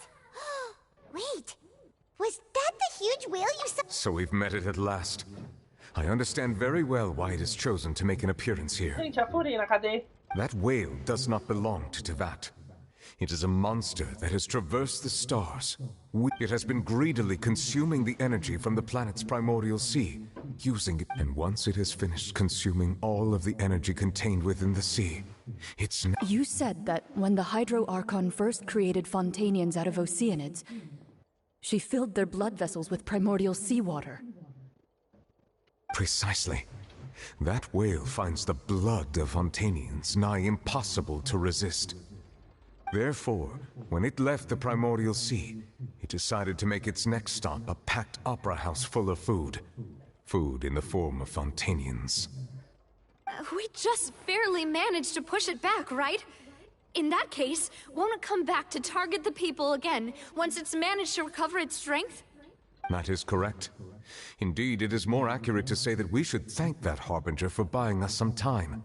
Without him, the whale would have likely come onto land far sooner. From the way he looked, he must have been fighting the creature for quite a long time. That battle maniac. We've always known that he had a special connection with that whale, but we definitely didn't expect it to help us out like this. Anyway, now that we know that this whale is the actual cause of the disaster recorded in the prophecy, all we need to do to stop the prophecy would be to find a way to beat it up, right? It is too late. It had already absorbed too much of the primordial sea's energy before we could notice it. At this point, it has become practically integrated with the sea itself. Even if the entirety of Tevat were to be destroyed, it could still survive and swim off towards some other world. That's not... We've already done everything we can, and we even found the true culprit. We've come so far. You can't just tell me that the last hurdle is some impossible foe. Indeed, that's not how a grand performance should end. I'll fight it to the end, no matter what. So the prophecy will be fulfilled no matter what, huh?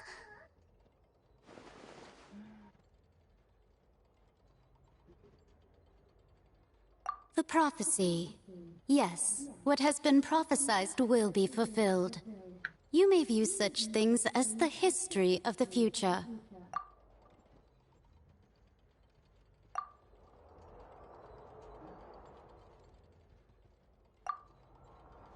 Just as prophecies are usually only the future as seen from the perspectives of the gods, could things be happening in hidden corners where the gods' gaze does not fall?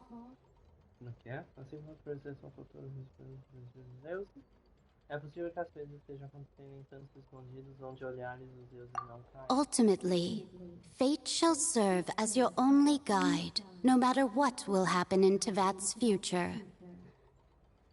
All you need to do is to play your part. Repetição de alguma frase isso daqui.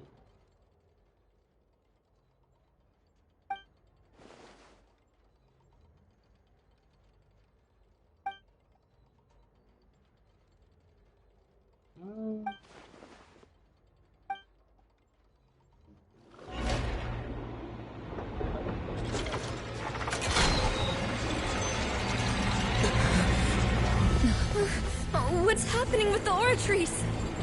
I believe it is preparing to carry out the death sentence.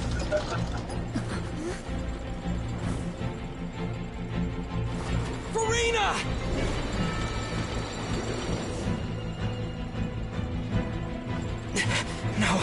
don't need answers.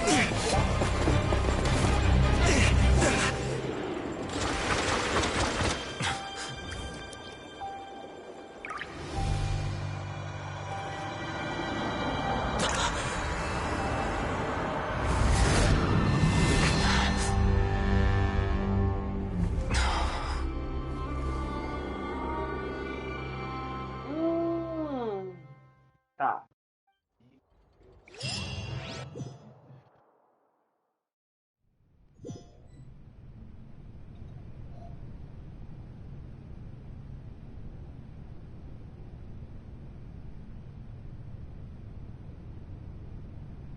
Ai, que linda! You.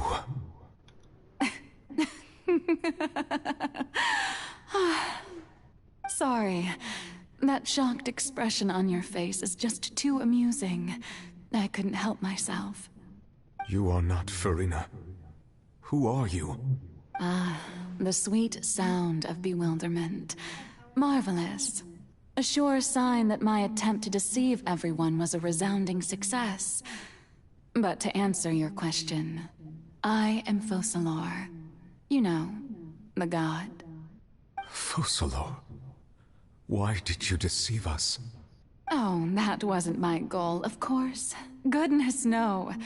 But I had to fool everyone else too, if I was to stand any chance of deceiving the heavenly principles. Deceiving the heavenly principles? It's all because of that pernicious prophecy. Dreadful, wasn't it? Everyone doomed to dissolve. Fontaine condemned to be flooded. One was not amused. In fact, one was positively bemused when that problem was thrust upon me by my dearest predecessor. That's the former Hydro Archon Egeria for the uninitiated. It hardly gets more disastrous than a preordained national catastrophe, now does it? She knew full well that the prophecy would surely come to pass. And as one of the seven, she also knew full well that one defies the heavenly principles at one's peril. So yes, as you have no doubt surmised, it was a rather impossible situation that I found myself in. I spent a terribly long time mulling it over, alone on the ocean floor. And I was almost growing barnacles by the time I finally realized there was only one possible solution to this. I had to outwit the heavenly principles, allow the prophecy to be fulfilled, ostensibly at least, while saving everyone at the same time. I'm a genius, I know. I can only assume that's why Egeria chose me as her successor. Although, looking back now, it was hardly the inheritance one dreams of. Between the task of saving the nation, the quotidian duties of the Hydro Archon, and not to mention the original sin of creating a new race of humans, I dare say she left me quite a colossal mess to clean up. Eu amo que ela tá tranquila falando isso. But one can only play the hand one is dealt. I did not choose this, any more than I chose to be one of her Oceanid familiars.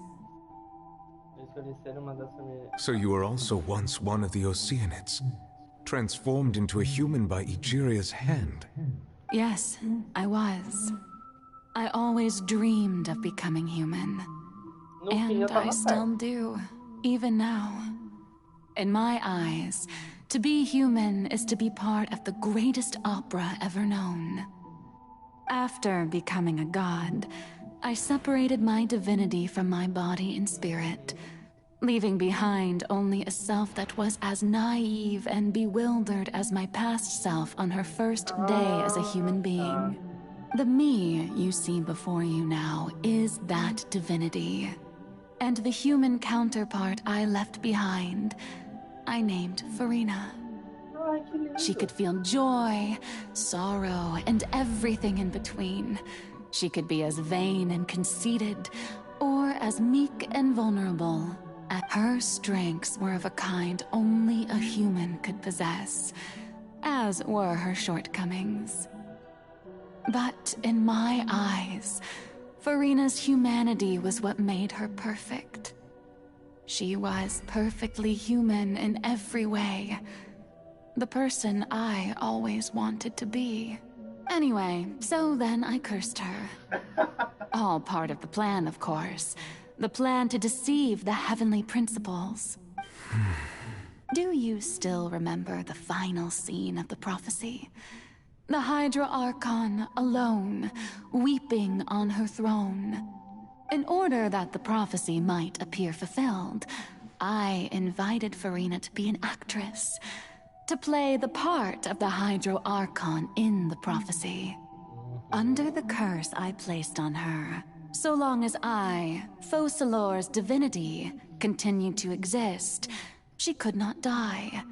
But nor was she free to live her life in the pursuit of happiness.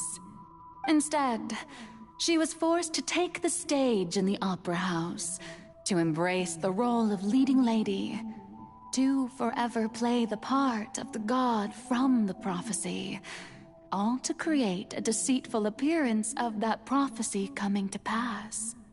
I suppose now you probably understand why your court is called the Opera Epiclese. But Farina is only human, isn't she? Even though she has had a long life, her mind is no stronger than that of any other ordinary human being. I cannot begin to fathom what she has had to endure. It must have been torture for her. It has indeed. And although she is, in a sense, me in human form, I most definitely owe her an apology for it. Isso é pouco, né, bonita? It's been 500 years. And all along, she's been playing her part in the most unimaginably long, unbearably lonely, and agonizingly painful opera of all time.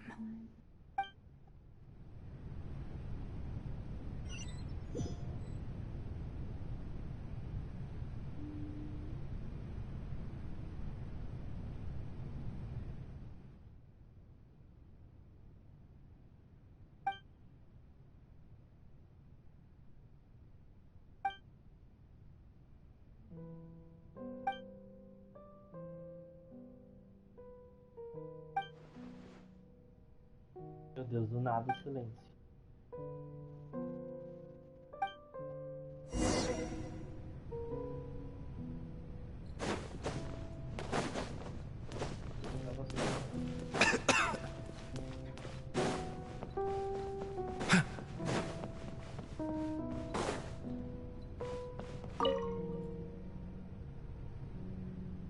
Oh, who permitted you to come onto this stage? Now, I understand your admiration for my august self, but all right, it is not my intent to reprimand you. There is no need to state your name. Just be off with you. Do not distract me from my performance. Oh, do not jest. Can you not feel it? I am Focalor. The eyes of countless Fontanians are upon me. I must, at all times, display the utmost elegance and nobility.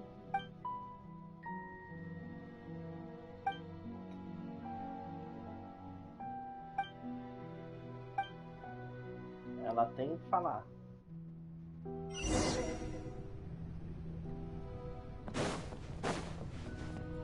Dear audience, the performance is experiencing a technical difficulty, but worry not. The guards shall resolve it soon enough.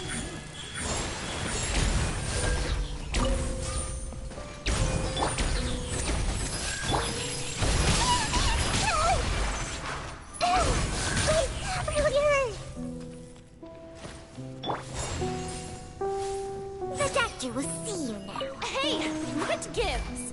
The audience is still watching me, you know. Guards?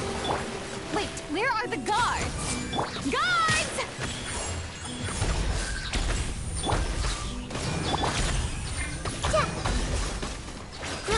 Grow!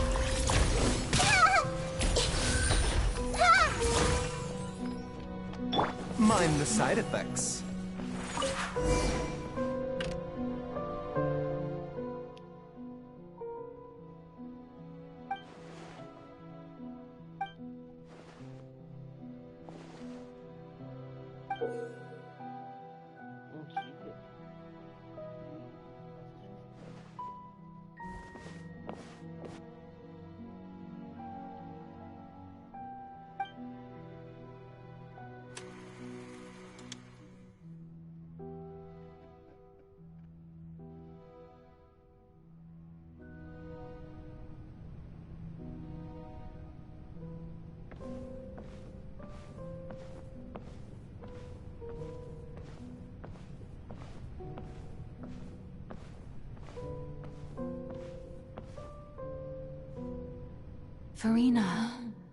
Farina. Huh? Who's that? Who's calling me? Where are you? Be not nervous. Be not afraid. I am before you. Wait a moment. You're near me? How can this be?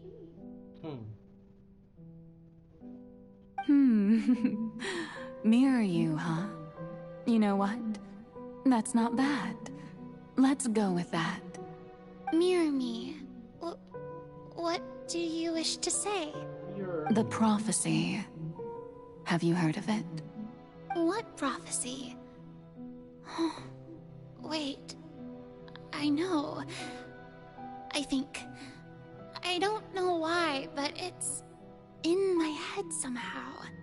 The people will all be dissolved into the waters, and only the Hydro Archon will remain, weeping on her throne. Only then will the sins of the people of Fontaine be washed away. Oh, very good. You know it well. What's going on? I can't seem to remember anything clearly. The only thing I know for sure is this prophecy. Will it really come to pass? Yes, it will. And that is why I've come to you. Disaster will come to Fontaine sooner or later. Things will develop just as the prophecy declared. There is no escaping it. But doesn't that mean everyone will die? I'm a Fontainian just like them. Will I dissolve too? Oh, don't worry.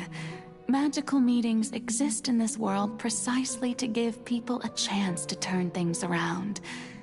It is the reason why you met me today.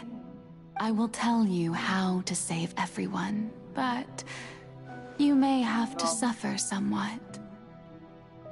Só mais pouco, né? Oh, so there's still hope after all. Goodness, you frightened me. You spoke so much and with so much certainty. As for the suffering, well, I will admit that the first thing that came to mind was, why do I have to be the one to suffer? But if the prophecy will come true, I'll also die anyway, right? So if I've already met you as my magical meeting in this world, if there were scales, with all the people of Fontaine on one side, and my pain on the other, is it not obvious where the scales should tilt? You truly are the perfect human. My ideal. I suppose this would also be the justice that belongs to you. Huh? Don't worry, it's nothing. Listen well. Fontaine has just lost its Hydro Archon. I need you to play a role. That of the new Archon. Play as a god? That's right. You must begin a never-ending masquerade. You must never let anyone suspect your identity. If you can keep it up, then I shall have my way of defying this prophecy. But should your identity be revealed, then all hope will be lost. But how will I do this? A human assuming the role of a god without being exposed. Don't worry. What you must do is not to turn yourself into a real god. You simply need to play the role of a god as humans imagine them to be. Being a human yourself, I'm sure you already know what such an entity would be like. Remember, your true challenge will not be pursuing divinity, but contending against humanity. I'm still not sure I understand, but I'll try. I'll try to do this. So, how long am I going to have to play this role? To accomplish this mission, you will have to stay on the stage for many, many years. You will endure and not grow old until your task ends. But I promise you, all will eventually end in a magnificent and dramatic trial, and everyone will be saved. A trial, huh? How exciting. I'll be looking forward to it.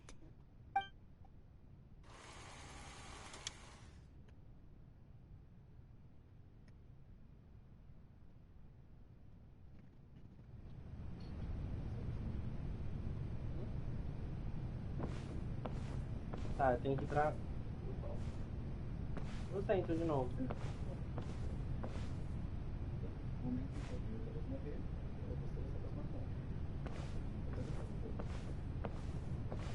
May I present?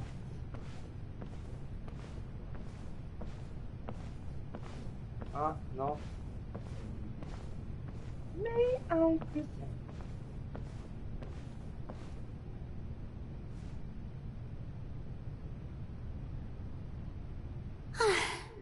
The Maison Cardinalise has announced my accession, but this is my first time facing the people.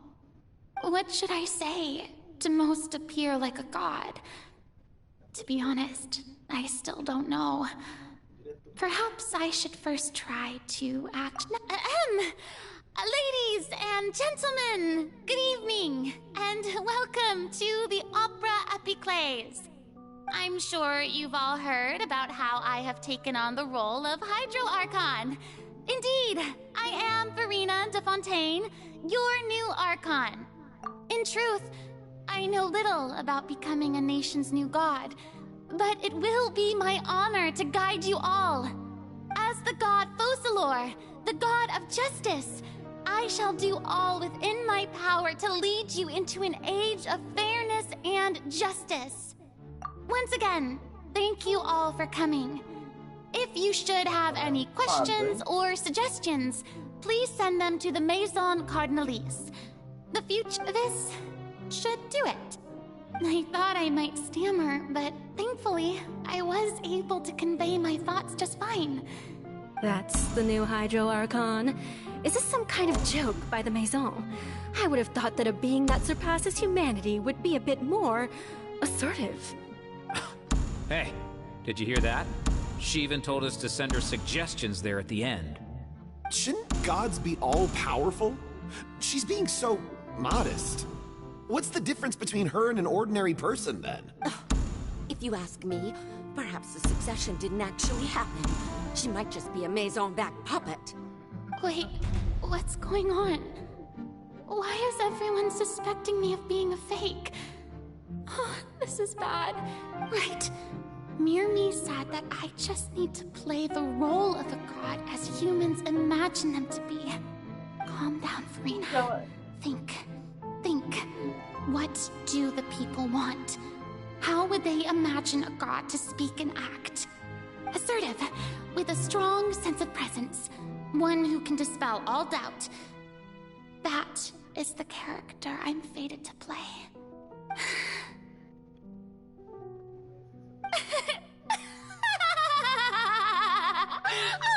Oh, very good, my people.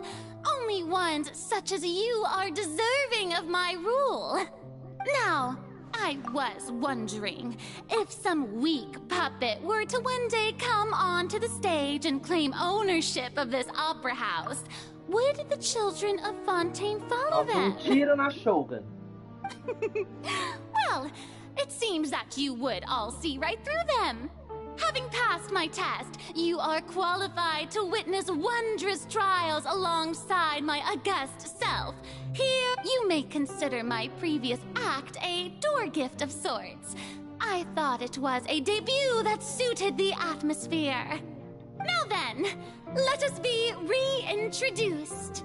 Ah, so that was just a performance. How could I have forgotten that we were inside an opera house? Her personality. It's quite shocking, to be honest, but I suppose it's a better look than before. Meu Deus, tem que ter medo de Deus. Such a fascinating and bold deity. How wonderful. Our future may yet be bright after all. It seems I've turned them around. Best follow this flow and restart my accession speech.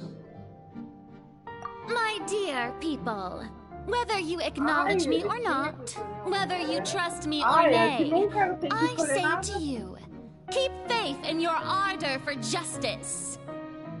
We have heard it said that this nation's sins can no longer be washed away. Well, I say that justice is most fragrant when it blooms amid sin. The scales of justice should not weigh heavy in the hands of its God.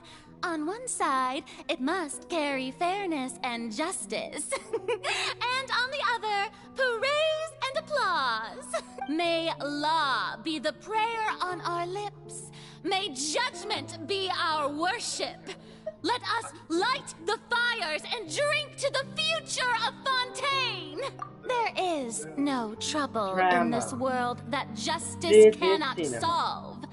All that is needed is for you, my people, to believe in it, heart and soul. So long as I, the Archon Focalor, stand within the Opera Epiclese, so long as I stand before the Oratrice, I shall even judge the gods of this world!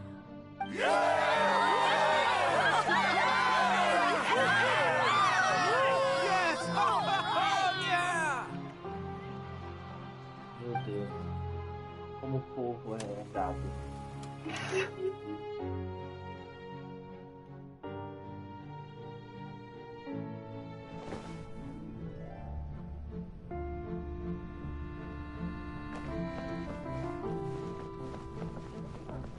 Ah, seria tão da hora se desse pra jogar com ela. Lady Farina, here are today's case reports, as well as a summary of the follow-up for your perusal. Come now, was I not just at the Opera House in person? Leave these kinds of things to Neuvillette.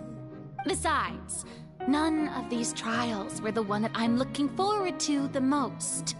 If I may be so impertinent, what kind of trial are you truly looking forward to? A magnificent, dramatic, and wondrous trial. A trial to end all things.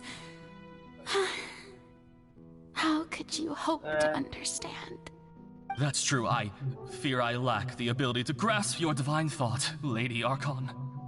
No need for fright, and do not take what I said before too seriously. Go now, do your duties.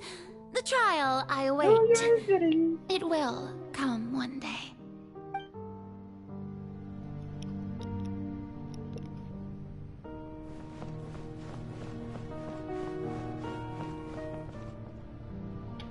Vamos lá, Farina. Lady Farina, I don't know what to say.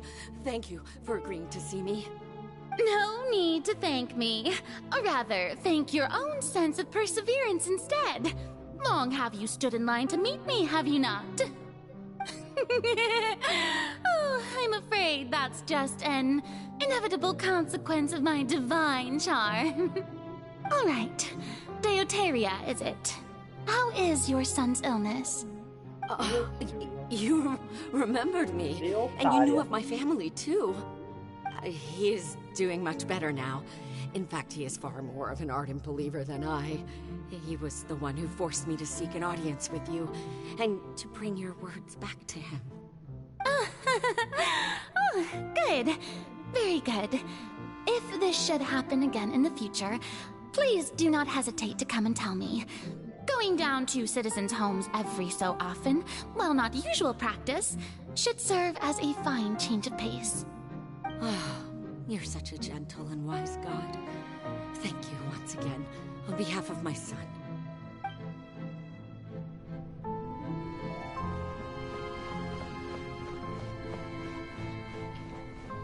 Vai lá, mostrando.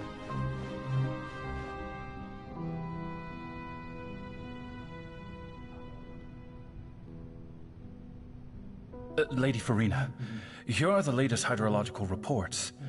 As for the specific parameters you asked to take note of, I'm afraid things still don't look good. I see. It's as I thought then.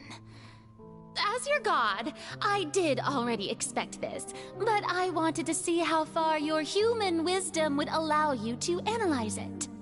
All manner of signs indicate that the prophecy will still come to pass. Forget it. That's not something you need to worry about right now. Well, as I understand it, the Fontaine Research Institute is also trying to find a way to counter the rising water levels. Really?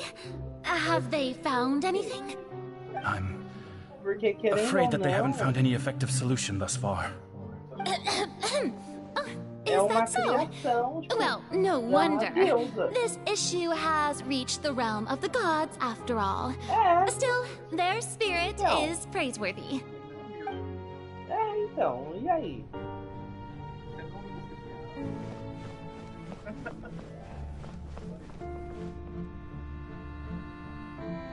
Mas o raciocínio meu tava certo até agora. O desejo dela. I haven't had a moment to breathe this whole time. Mas aí, não, até agora tá. It's good to see that everything's getting on Até track. então tá. There are Não no sei longer depois. any voices of suspicion. Maybe this is fine. I just need to keep going. Já 2 horas de live, eu nem percebi. Farina, don't think too hard about this. You need rest. Mas Tomorrow's parece que a eu new day. indo trabalhar.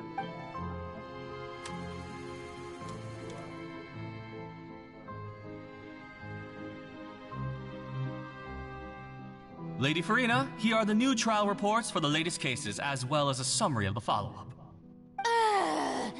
There'll be no need for that. I've seen them already. There's no need to go back over scenes I've witnessed in person before. Lady Farina, I've waited so long for this chance to see you in this manner. Indeed, my dear, loyal citizen. This joyous moment is an honor for us both. Lady Farina, we're detecting significant hydrological anomalies near Poisson. Understood. Keep monitoring. Keep me informed should anything come up at the Institute.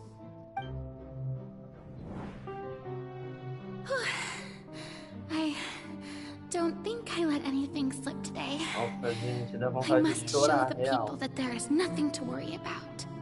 I just don't know when these days will end. I feel utterly exhausted. Best to rest early today, too. Vai chover, porque o Nevilete vai chorar.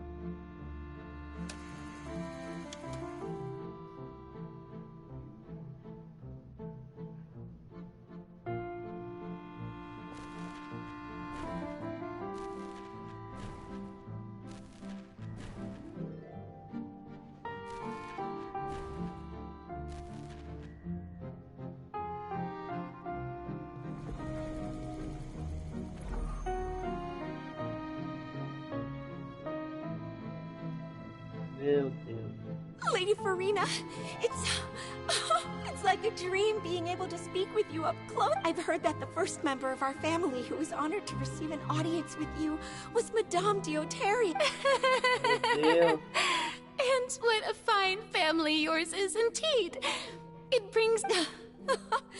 Surely you exaggerate, Lady Farina. What is it, good citizen? Are you crying? Uh-huh.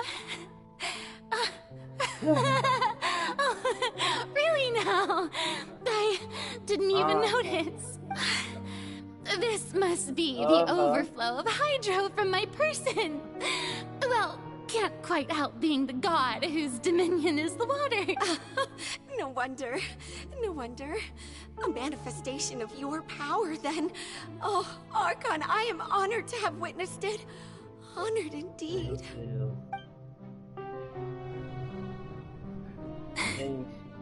So interminable.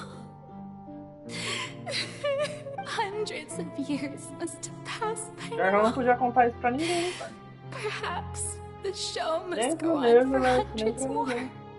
I never imagined that it would hurt so much. Have I reached my limit? Ela só quer morrer. No. I want to tell someone, anyone, about this.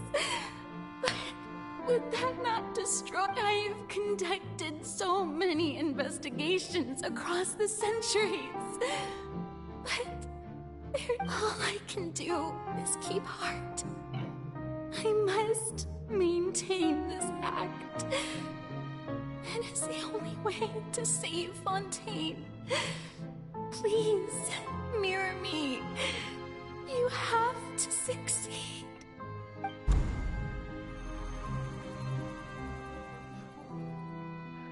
Gente, chega. Eu não quero mais atuar. Eu tô cansado. Farina, you don't have to shoulder this burden alone. Although I don't know what you might be keeping from everyone. Your people are more than willing to share your burden with you. Farina, eu tô te falando isso, por favor.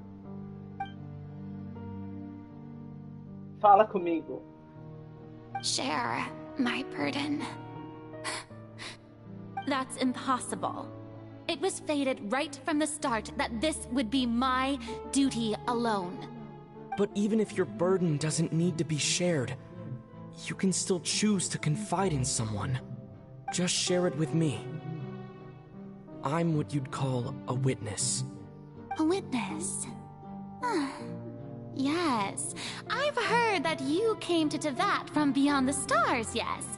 In other words, you never belonged here. And if Tevat is, in its entirety, a show on a stage, then you're just a spectator, aren't you? If that's the case... He's right. I could confide in him, couldn't I? But if things don't play out as expected, the people of Fontaine will be the ones to pay the price. No, Farina. You shouldn't be selfish. But what if it's really alright, Farina? You've worked so hard for so eu pago a long. minha terapia. Surely it would be okay to put yourself first for once. Just this once. Is it such an outrageous thing to do anyway? To find someone in whom you can confide your frustrations and sorrows? Surely it could not hurt.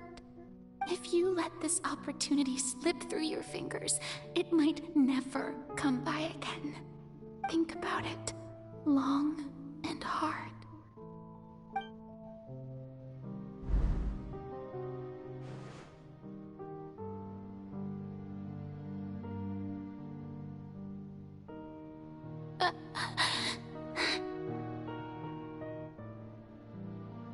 No, I have nothing to say. I am Farina, the Archon of Fontaine. Everything will surely get better. All you need to do, dear spectator, is to witness my performance until the curtains fall.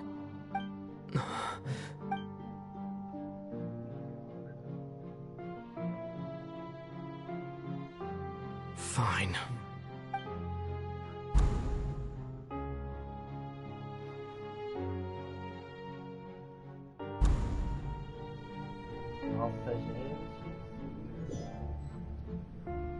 So even Farina doesn't know the truth? You've never once let her in on the full plan?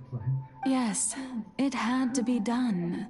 To deceive the heavenly principles, you must first deceive yourself.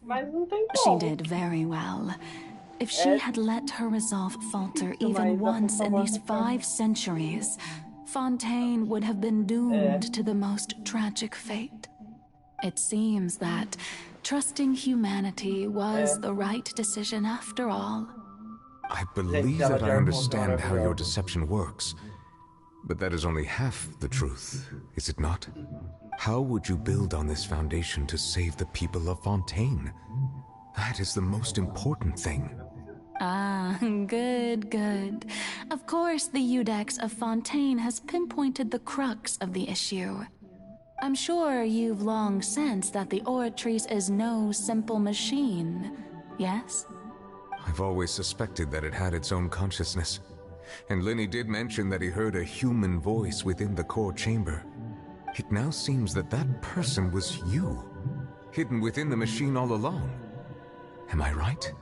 And then I became one with the Oratrice, taking Fontaine's gnosis with me. Yes, it would seem so, wouldn't it? Eu me tornei uma oráculo. Ah, então tava lá. Ela tá realmente lá. Alas, your understanding of this device still lacks sufficient depth. In truth, it is no enactor of justice. It is, in fact, a device created to kill the god of justice. Oh, you have it. And to be more precise, not only will the Oratrice take down the god of justice, it will also take down the divine throne upon which she has been placed. Big drama. I mean, did you think I would be the sort to enjoy peaceful repose while Farina suffered? My work over these last 500 years has been to constantly accumulate indemnitium within the Oratrice. But really, some have already discovered that only a small fraction of the energy generated by the device was ever used to provide power to Fontaine. The vast majority had to be accumulated to enact this death sentence. It was all a part of your plan then? Both the trial and the sentence? Indeed. This power, accrued over 5 centuries, could have sustained Fontainians for millennia had it only been used for that purpose. Almost all of it has now been stored within the Oratrice.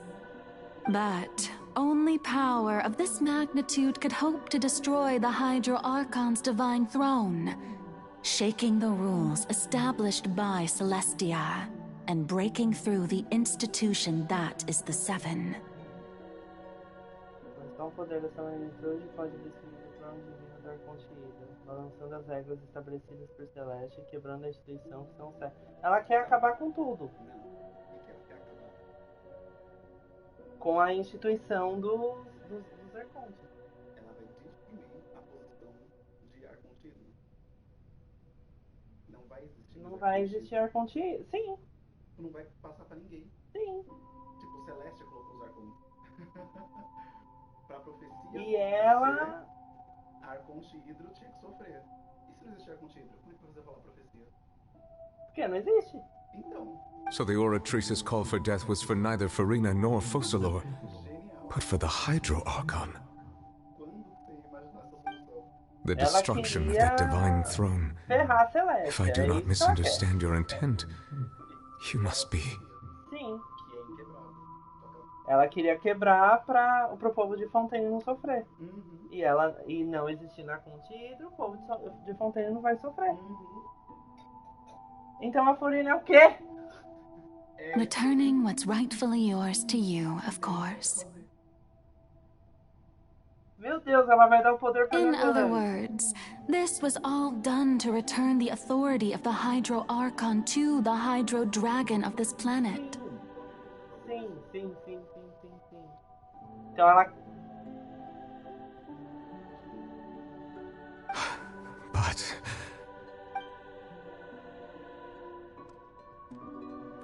O cerne da questão é que, tipo, ela não quer passar o poder pra Celeste, ela quer passar a decisão pra ele.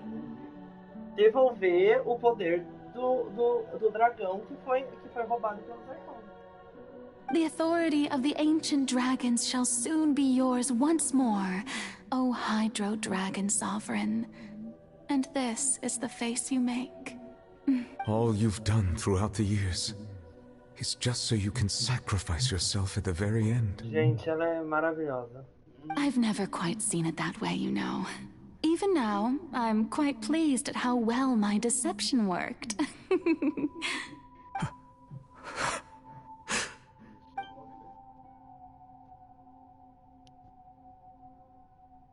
Hydro Dragon, don't cry. I must say, had it been within my rights, I would have loved to judge the heavenly principles themselves. Were they not guilty of essentially the same crime? Egeria stole the power of the primordial sea, and the heavenly principles stole the power you ancient dragons possessed. I, for my part, am the god of justice. Ela é a mais justa and de is it todas. not just that your original powers should be returned to you? Será que em Natlan a gente vai ter que enfrentar tipo... Não, mas tipo, eu tô aqui pensante. Será que no fim a gente vai enfrentar a Celestia e depois devolver os poderes pros dragões? Será o fim do Genshin isso? É. Não sei, mas tipo... Porque pra devolver o poder do dragão, o Arconte precisa morrer e não passar pra ninguém. É. Então o Vente tem que morrer, Zon tem que morrer, Show, existe na eternidade. Gente, a Força Maior é maravilhosa. Já pensou se o que a Disney tá pensando em fazer pra Tsarista? É, porque aí os humanos vão estar de boa. Só que a Frena já fez isso, o Pulsar já fez isso, ia ser muito clichê ela copiar. Speaking of justice, I have always believed that justice lies in the process of pursuing human existence Gente, o itself. que a Furina é, cacete? Ai, cacete não é palavrão, tá bom. So, if the theft of the primordial sea's might was Fontaine's original sin, then, leaving matters of procedural right and wrong aside, the descent of the Fontanians as humans and their right to exist in this world would be Fontaine's original justice. In other words, existence was Egeria's justice, and to me, justice is the continuation of that existence, defying the prophecy and ensuring that Fontaine's people shall live on. That should be the justice enthroned over all others. At this point, we, whether it be myself or all other Fontanians, have shouldered the burden of this sin for far too long. Iudex Nervillet, the highest judge in our land, when you regain your full power as an elemental sovereign, what verdict shall you pass upon us? So when I was invited to the court of Fontaine to serve as Iudex, I see now that that was your idea too. At last, I now understand the true purpose behind this position. In the beginning, I was uninterested in human existence. But these 5 centuries of living alongside them have gradually brought about mutual understanding between us. And I have even attempted to feel as they feel. You are a devious one, Focalor. Things being as they are, surely you know that I could never declare them to be guilty.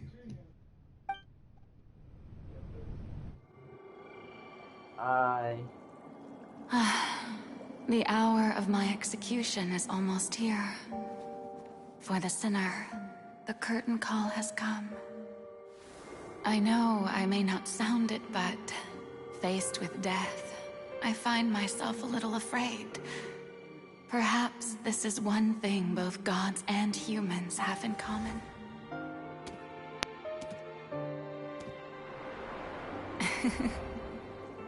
Farewell, Nervalette. I hope you've enjoyed the part you played these 500 years.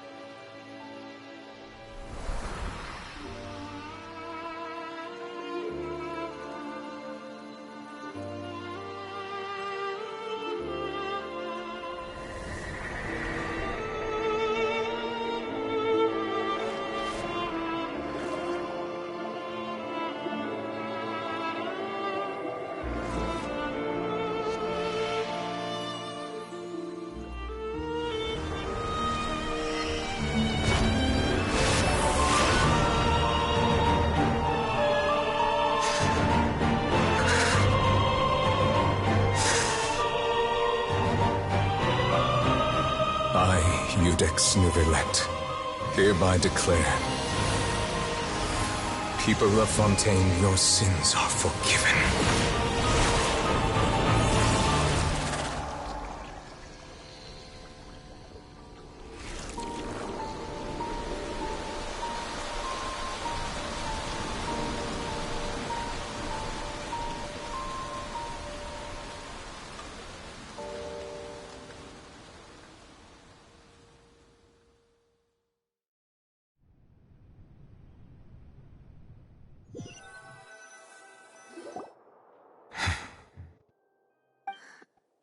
What just happened?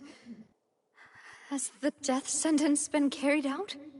Was that bright light some sort of misdirection? I have a feeling that something huge just happened. But since we're all still alive and haven't been dissolved, I assume whatever happened was good for us. It's time to end this. We must mete out punishment to that beast. Didn't you say just a moment ago that it can't be defeated? I have gained the strength sufficient to deal with it. Through certain means, I now have the ability to separate the power of the Primordial Sea from that creature. We should seize the opportunity to pursue our quarry. Traveler, now that the oratories can no longer function, I require an executor to help me mete out justice. The root of the calamities befalling Fontaine, the beast that enacts the prophecy. Its name is the all-devouring Gnaw. Come with me, traveler. The hour of execution has come. Vamos lá.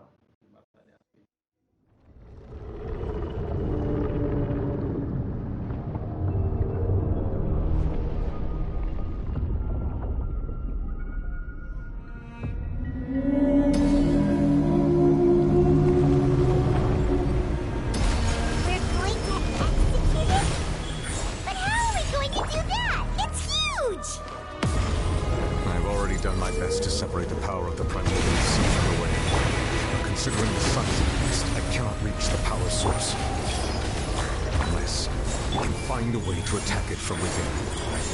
I shall share a part of the ancient dragon's power with you. We shall look for an opening together.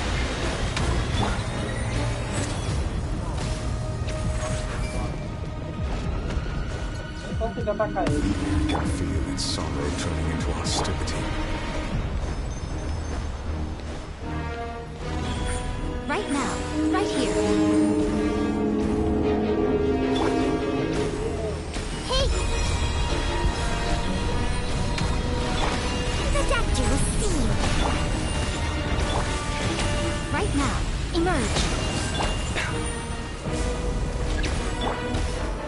all-devouring narwhal cannot resist its instinct to devour. Continue to trigger its hostility. The chance will present itself. The doctor will see you now.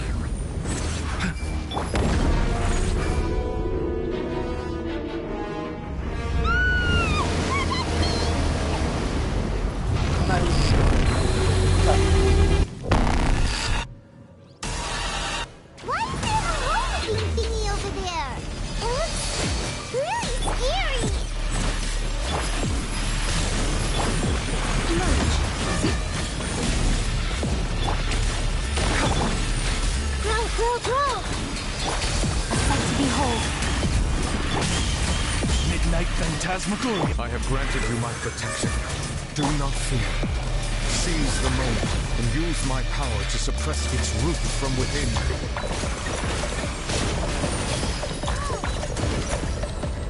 Sharing my knowledge. Oh, right. That's quite enough. Emerge. The doctor will see you. Commit it to memory. The Temple of Wisdom. This may turn a little. By royal decree. Grow, grow, grow. Mind the side effects.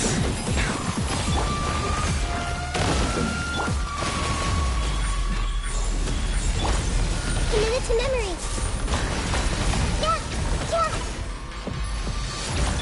Yeah. The doctor will see you.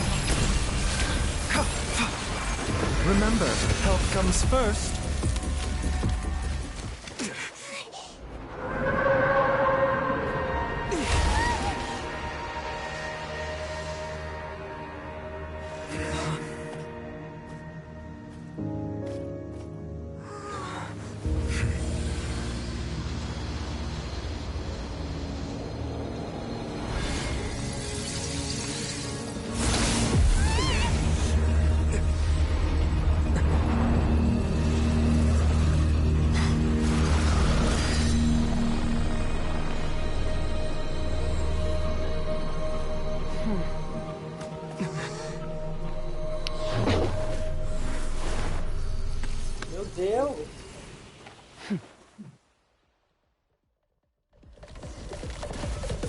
Thanks for helping with the cleanup. It should have been my job, but... oh well. It was just supposed to be a short private training session for me. I didn't think that my disciple and my master's pet would start brawling in the meantime. Well, actually, I had a feeling that it would happen at some point, but they bumped into one another earlier than I thought. What a blunder. I suppose I'll have to swing my sword 3 million times. That power. Who are you exactly? Who the hell are you? Paimon has an idea. Show yourself. From what she said earlier, she must be Child's master. Skirk, right? It's just that he gave us the impression that she was the less talkative person. I simply did not have anything to say to the weak. Meu Deus. But you, on the other hand, managed to defeat the all-devouring narwhal without using power from beyond this world. So you may speak to me as equals. I have to agree. It's a strange use of a planet's primordial waters just to raise an all-devouring narwhal. That kind of power is wasted on it. It's not cooperative. It eats too much. And I have more important things to do with my time than pet sitting. The only thing that creature has going for it is its looks. All in all, it fails as a pet. Meu Deus, petzinho dela. Miss Skirk? I think you might have missed the point. Skirk, I'm so sorry. The point being? Well, being that this pet almost destroyed an entire nation. So what sort of person is your master? É a perna dela, que é isso? Ela é a... Wait, is that right? A vibe daquela... Não, ela tem a vibe da... Mulher de Diamante da Marvel. Como é o nome dela? A Emma Frost. Ela tem a perna... Ó, design da Emma Frost. Right. So you don't know him. Sorry, I assumed you did. Ah, desculpa aí, His viu? name is Sertologi. Surtou. Surtou toda. I am unfamiliar with that name. Huh. So Master is insufficiently famous.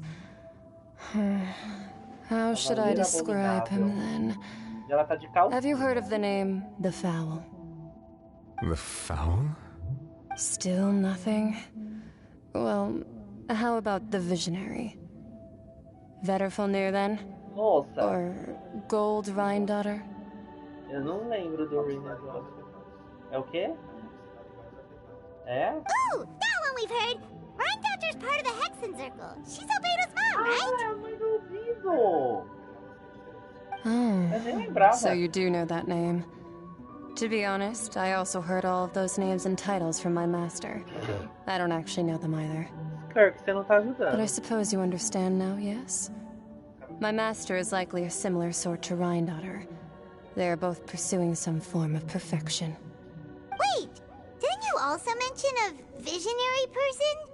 Paimon didn't quite catch their name. Actually, never mind that. I believe it expedient to inform you that the all-devouring narwhal used up nearly all its strength fighting you. Such roiling hydro energies will prove difficult for the planet's deep seas to digest. As such, the fontaine back on the surface has most likely been thrown into chaos. In other words, the prophecy that you've been fretting over should now be in full swing. Se vocês estavam com medo, deve estar acontecendo agora mesmo. Natural, a profecia vai se realizar, nós sabemos e aceitamos. Not to worry. Focalor has already managed to deceive the heavenly principles.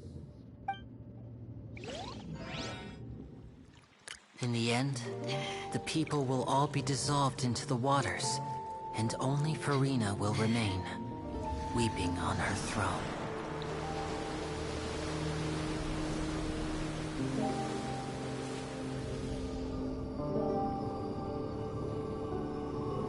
Only then will the sins of the people of Fontaine be washed away.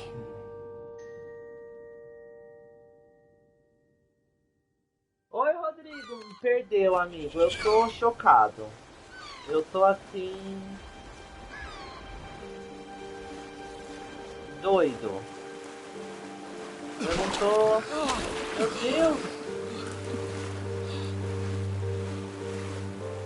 Hey! Help! Over here!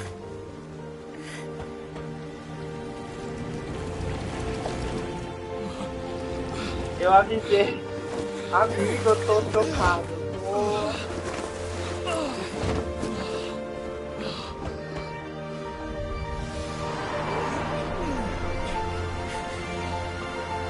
Eu não vou ter que enfrentar a baleia de novo, né?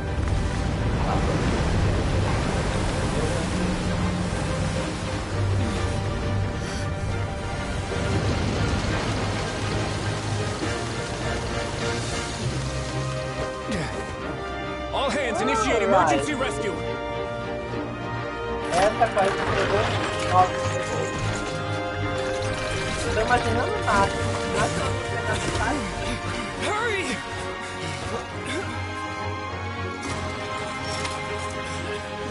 Hey, lend a hand!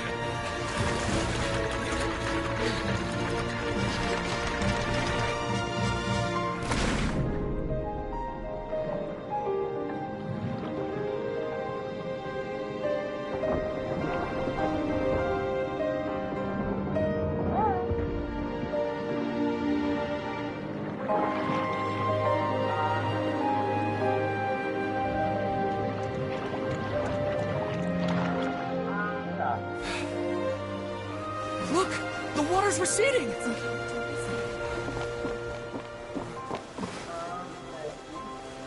É muito superior ao... It's a miracle! We didn't dissolve. The prophecy was wrong. The prophecy was wrong. É, tava tão wrong, mas tá tudo bem.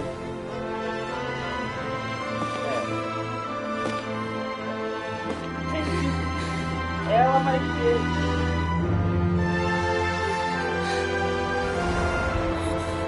Vou fazer a quest dela agora. Ô, Rodrigo, você já fez a quest dela? What's wrong?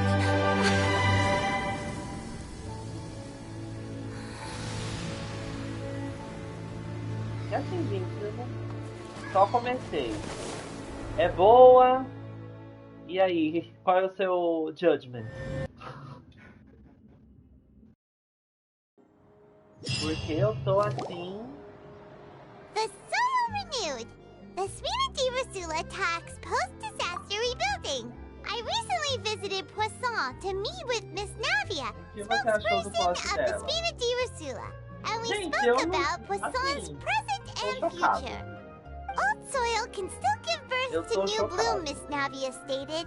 Hope is like seeing a small cookie when you're starving late at night. You just need a little of it. Skyship Winglet, Lunar Brain of the Fontaine Research Institute. Eu acho que essa disputes that have arisen on account of Mr. Edwin have suddenly become a shield over the Institute, with Jurier turning out to be a once-overlooked hidden gem. People always call the first researcher mad, but few know what to call the second. And should that latter person achieve a miracle, they would find it all the harder to find a word with which to classify him and his team. Que tá rolando? Paimon barely recognizes the people in the reports. Are those really Jurier and Navia?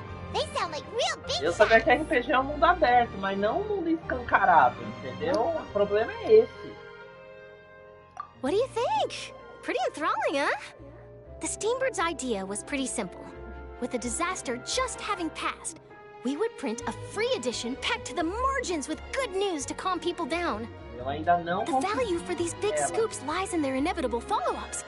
We'll publish further reports and go into the stories behind those people. Edwin's assistant, Jurier, created a true flying ship, while Navia is leading people in the reconstruction of their home. I'm sure that these stories could draw even your well-traveled eye. Eu não consegui nenhuma. Mas eu pensei que tava vindo. Era... And that's exactly why I'd like you to come conduct interviews with me. You're the best incubators of news, if you haven't noticed. And also, with you around, I'm sure I'll get to see that Duke. Are you sure? Todo mundo tem, eu não tenho a Diona, por exemplo. Oh, this time will be different. Come on, let's head to Poisson first, and then make a trip to the fortress. There are some things you'll only know when you get there. É lógico que ela quer. Uma gota de água obtida. Gente, eu tô chocado. Tá. Que bom, né?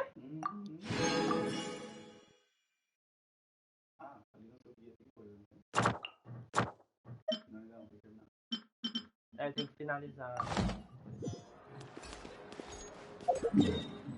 Onde tem que ir? A bitter pill to swallow. Ah, tá. Eu posso? O novo boss é tudo. A baleiona? Como que é o nome da baleiona?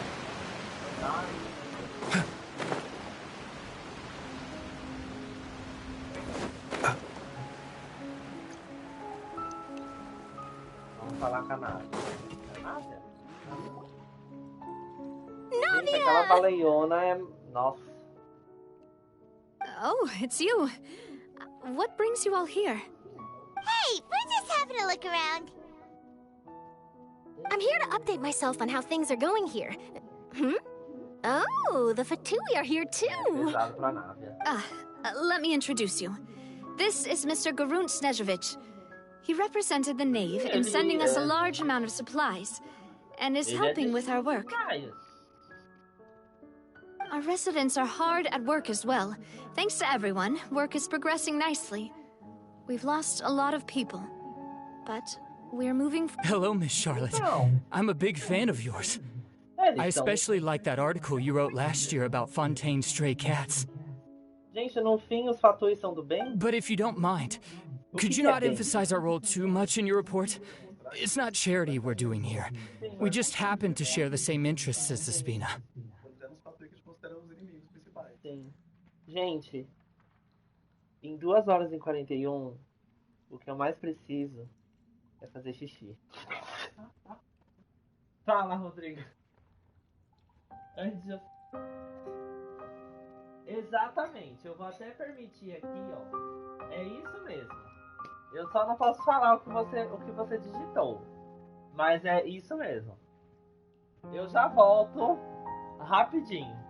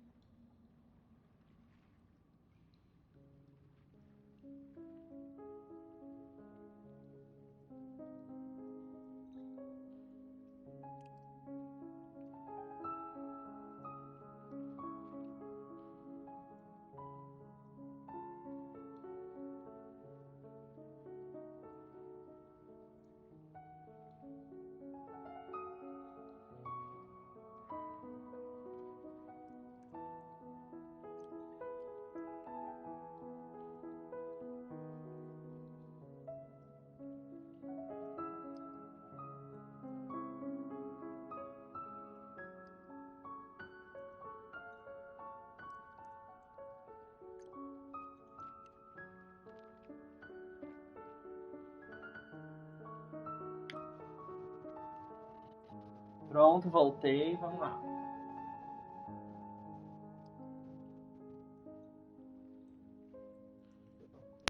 Eu censurei um e esqueci de censurar outra palavra. Não tem problema, amigo, relaxa. Relaxa. Não sei.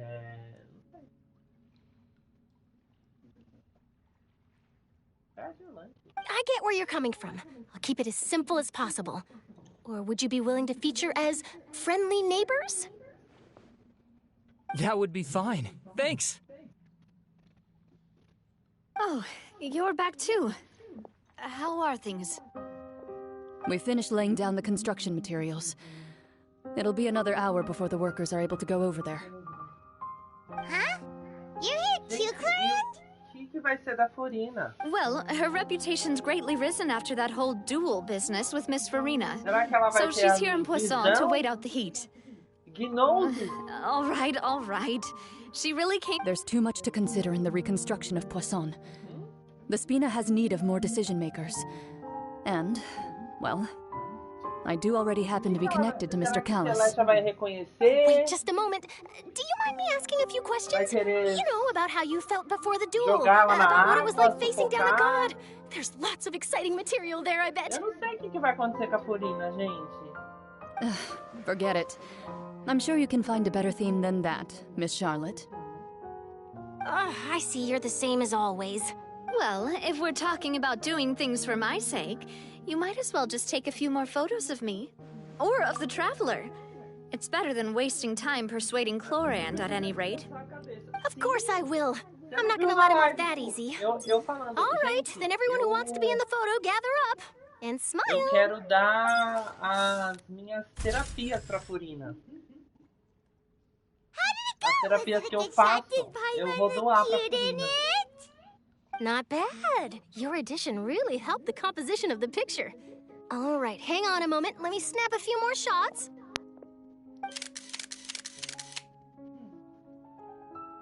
All right, that should do it.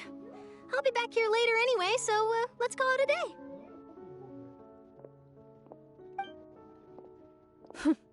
You're very quick. Speed is of the essence when it comes to the news, and freshness is the key. Also, not to brag, but I'm pretty good at building connections. Who knows? I might eventually get that interview with you after all, Miss Clarand.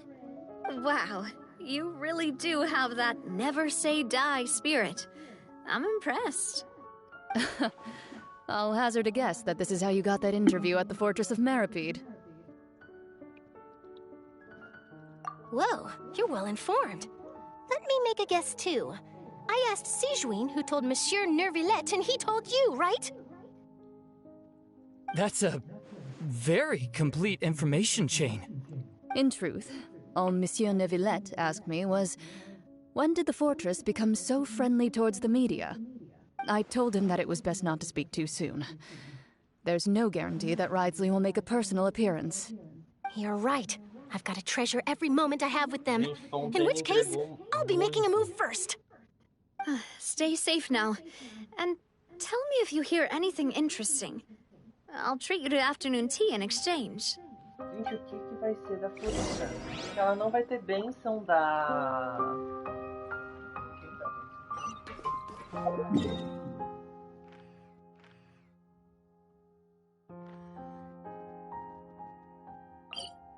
Ela não vai ter bênção da Celestia pra ter uma visão. We once thought the Fortress of Meripede would be super scary, but looking back on it, it really wasn't that bad at all. You've got a set schedule, guaranteed food and board, and you can even buy all kinds of stuff with credit coupons. It's really no surprise. Oh, you mean Risley?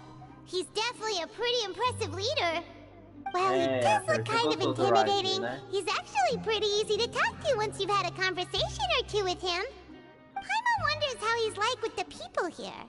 Do they also get the same guy we do, or is he a lot harsher with the bad guys?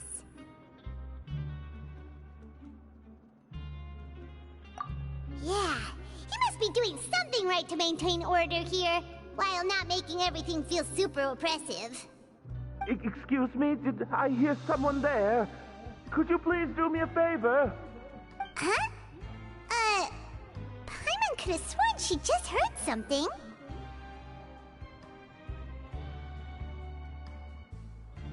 Excuse me, is someone passing by? Could you do me a favor, please?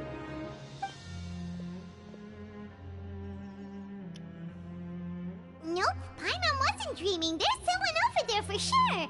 But Paimon doesn't seem... Oh, did you hear my call? Thank you so much. You're inside the box? Why are you hiding in here anyway? If we hadn't happened to pass by, you could have been... It's a bit complicated. Can we not talk about that for now? Whoa, that's terrible. Did someone seriously do that? No, it was nothing quite that serious. Just your hat? But then, why can't you look for it yourself? Huh. Wait, Paimon gets it! Something must have happened to your hair! Sorry. So that's what happened. Paimon, you just need your hat, right? We'll get it back to you right away! I think you may have misunderstood me, but... never mind. Please, just help me find my hat. It's a soft and brown hat with a bit of a brim. Nothing fancy. I think I probably lost it near the entrance elevator. It was getting a bit hot, so I took it off and had a quick nap. But, it's really important to me. Don't worry, we'll be...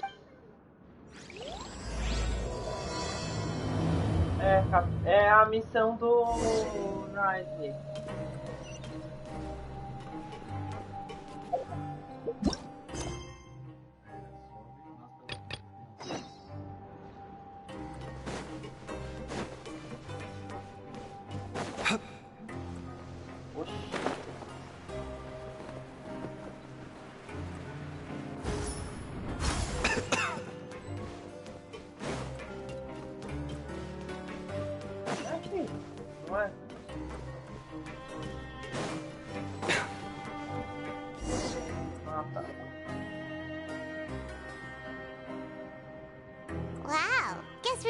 fun, huh?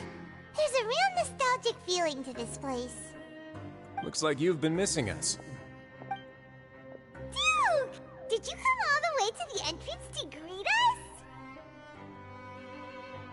Of course. I'm here to welcome you and our dear Miss Charlotte, whom our good head nurse recommended to me. It's an honor to finally meet the much-rumored Duke. Thank you for consenting to my visit to the fortress, sir. No need to thank me. But that said, I shouldn't be the focus of your interview. I trust you recall our agreement? Of course, of course. All right then, this way.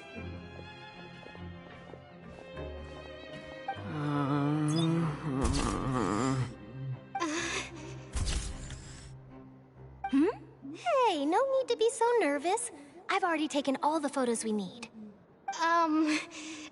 Miss Charlotte, do these pictures really need to be published on the cover of the Steambird? It would seem that Miss Lorvine doesn't want her face to appear beside that of Mr. Jurier, Sir, please don't say things like that. But it looks like dear Mr. Jurier denies it. Might this interview be very important to you then? No, I just... This is my first time being interviewed, and I'm very thankful to the Steambird for... Now, I might not look it, but I actually did meet Mr. Edwin once.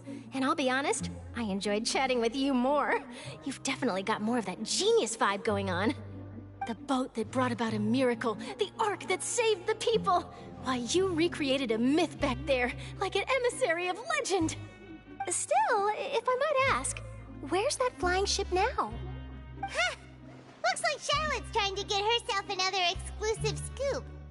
I have to apologize, but that ship is presently in the bowels of our factory. I'm afraid it won't be easy for you to get a shot of it. Really? Well, then in that case, could I have an interview with you to make up for that loss? You already know my answer, I'm afraid. Best you interview our head nurse instead. Or perhaps you'd like to take another photo of this couple of researchers? Did you really have to use the word couple? Well, then, 2 solo photos will do. Is my hair messed up? Please. Things sure are getting pretty lively here. Oh, seems like everyone's here.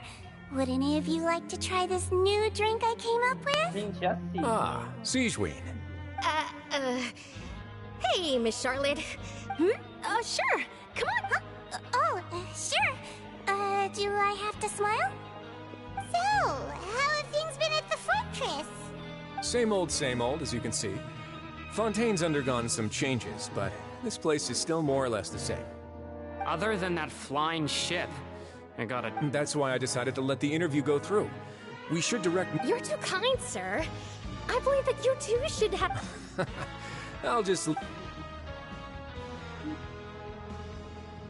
I see. Lots of things happened that day, huh? Anyway, regarding that Harbinger, I'm not sure you remember, but his 3 young followers are still waiting for his return. He sure did win them over, huh? I'll tell them that there's good news and bad news.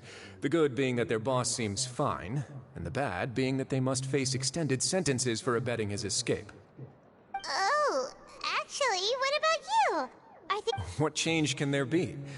The fortress will keep chugging along, and so will my duties. As to what Miss Farina's departure will mean for the nation, and if our laws and governance will be transformed, we'll leave those to the folks in the overworld. Hey everyone, the photo shoot's done. Good. In that case, let's call it a day here. Thanks for your cooperation. Come on, Traveler, let's go. Till next time, everyone. There'll be a Maybe. Who knows? I might write a story about the underwater factory next time. All right, last stop, the docks. Gente, o que vai ser da Furina?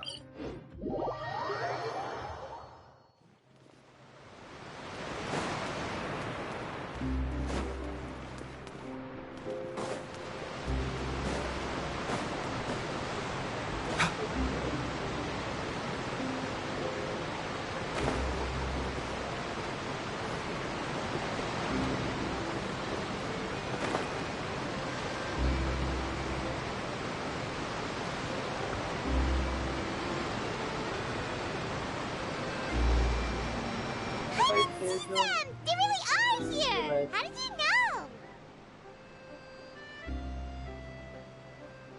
know? Navia mentioned that she stayed in touch with Linny and the others after working together. Apparently, they've been at the docks distributing these strange pockets the whole time since. Traveler, Paimon. Ah, and Miss Charlotte, too. Would you like a magic pocket? What sort of gadget is it? It's a wondrous bag that can be used to carry many things. The water level has returned to normal, but if you see any of your things floating around, you can use this to carry them. Or you could trick a friend into doing it for you. Trick a friend? I wonder which of my friends would fall for that. You could just make a friend like Fremine here. Isn't that right, Fremine? Is this what you meant by, I'll help you make some more friends? To be honest, that sounds pretty sweet. Could I have your... You sure are working hard to help Fremine socialize. He was the one who proposed doing this. He even wants to assist in our magic shows. Yes, I was planning to first introduce Pear as an assistant, and later Fremine himself. In the future, I think we can leave underwater escape magic to him too. That said, would anyone want to see a diver escape underwater? Oh, it'll work out. Every journey begins with the first step. He'll become a part of our show eventually. Lynette, could you come over? Miss Charlotte says she wants to take a picture of us. Got it. My, that Charlotte is rather perceptive. She got rid of everyone the moment she realized I had something to say to you. So, how have things been, Traveler? Father says that you did a great deal during the latest events. She's very grateful for your contributions to Fontaine. That's all right. We were more than happy to help. So, what's she doing now? Oh, I guess you haven't heard. Well... After Lady Farina left, Father and Monsieur Neuvillette opened negotiations, during which he gave Fontaine's gnosis to her as a diplomatic gift. Mano. Que nem ai, Mico, ó. Ai, não sei o que fazer com isso, ó. A diplomatic gift? A gnosis? Yes, I was quite surprised at first myself. But when I thought it over, there were actually a number of things going for it. It could have been done as an apology for the incident with Lord Child, or as thanks for his help in tying the all-devouring narwhal down. Furthermore, Father did also lend significant aid to Fontaine and Poisson. Well, that's true, but this is a gnosis we're talking about. Doesn't this seem a bit... I would agree, but I've also heard that it seems that Monsieur Neuvillette has had a significant change of heart regarding the matter. So there's some reason for this that only Neuvillette knows about? I suspect you'll have to ask him about that yourself. Ah, yes, speaking of which, I did see him strolling around the entrance to the Fortress of Meripede a while back. Mas ela precisou fazer isso pra saber que ela não era a Arconte. Ah, ela ia se ferrar. Isn't he real busy and stuff? Paimon didn't think he'd have the time for that. But back to the topic. The gnosis was given to the knave, right? What about Child? They say that he's returned to Snezhnaya to recover from his wounds. I hear that the recent disaster really did a number on his health. No fim, o Child não morreu. Amém. That's true. When you think about it, we've had loads of run-ins with the Fatui. To think we'd be allied with them this time. So shocked by such a simple switching of sides?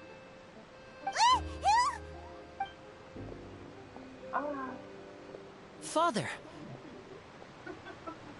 Well, what do you know? Come to the docks to see how my children are doing and meet the Traveler by chance. Please do not pay my accomplishments in Fontaine too much mind. Are you going to take the gnosis Ela back to tem o timbre da Snezhnaya? voz da Gaga. De velha... That is our duty as harbingers, yes. Don't be too preoccupied with sides. The goal of the Fatui concerns not a single place or person, but the entire world. With such a grand goal in mind, it is inevitable that we must wear many masks.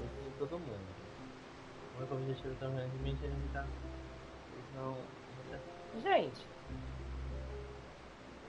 traduzindo para o português brasileiro, quem são os fatores? O PCC, caramba. Switching my masks is something I've always done. Well, that depends on many things. No one truly knows what the future holds. What good is honesty if you can't rely on it forever? As for you, I very much look forward to our next collaboration. Good things cannot be achieved alone, and you've proved yourselves to be great partners.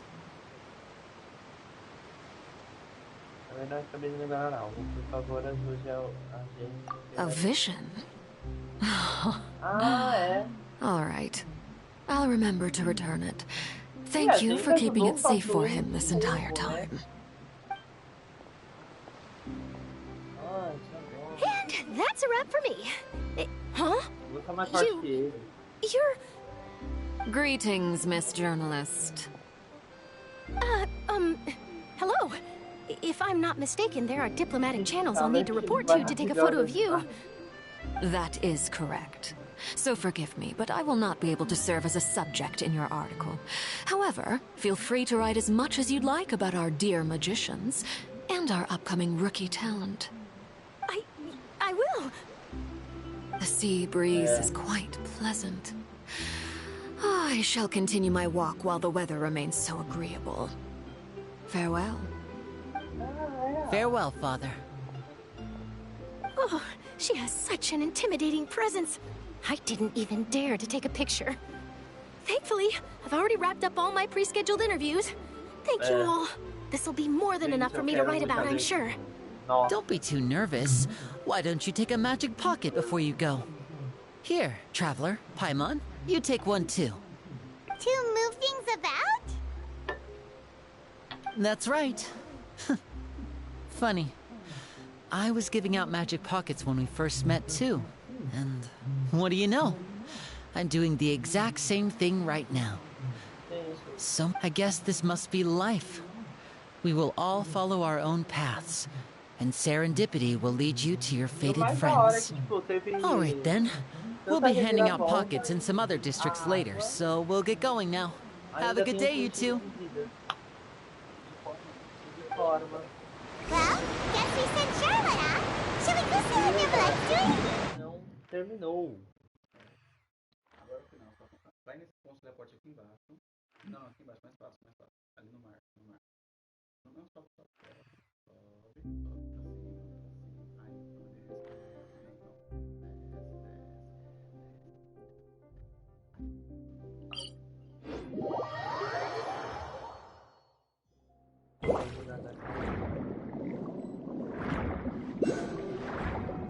Ah, tem um...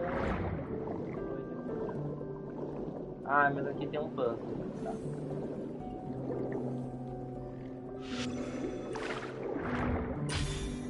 Não dá pra matar?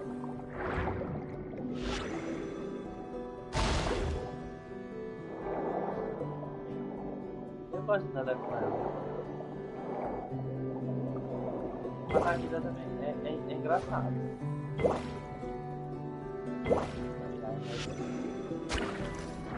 Só pra testar.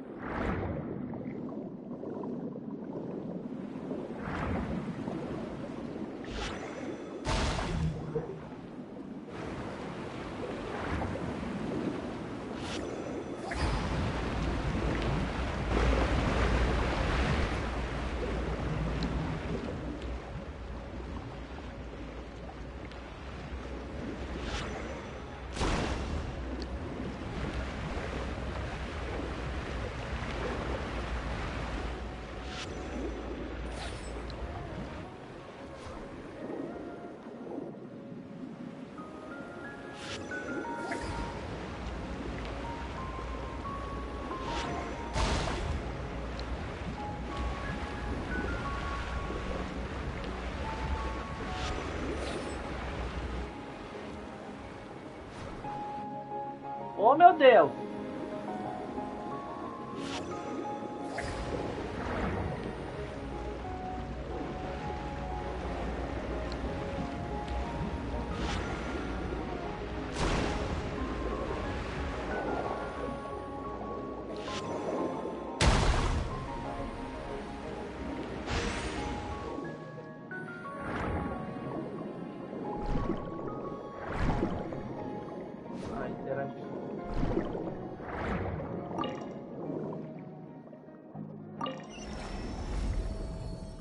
Vamos ver aí, aí como é que é.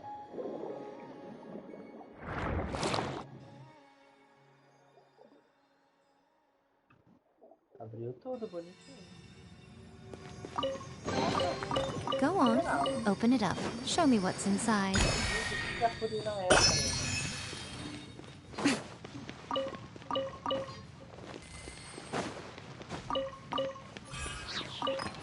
Gente, o que a Furina é?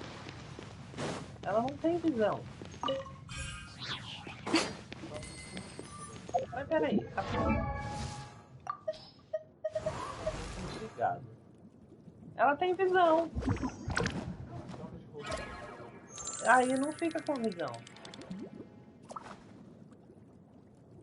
E o pior, tipo, ela tá com cabelo curto assim.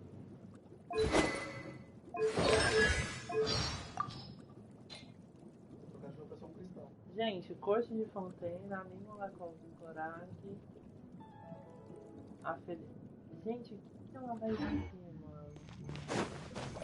Imagina a Celestia quer punir e dar a bênção de Arconte pra ela. Nossa, eu acho que Celestia ia ser... Não posso falar a palavra.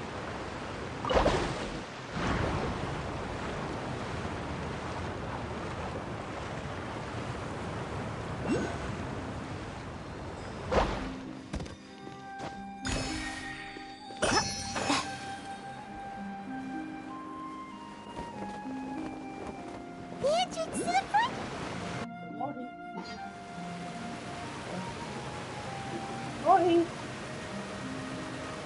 Homem, tirar o Furina que quer morrer, que quer... I didn't think you were going to have free time this hour of the day.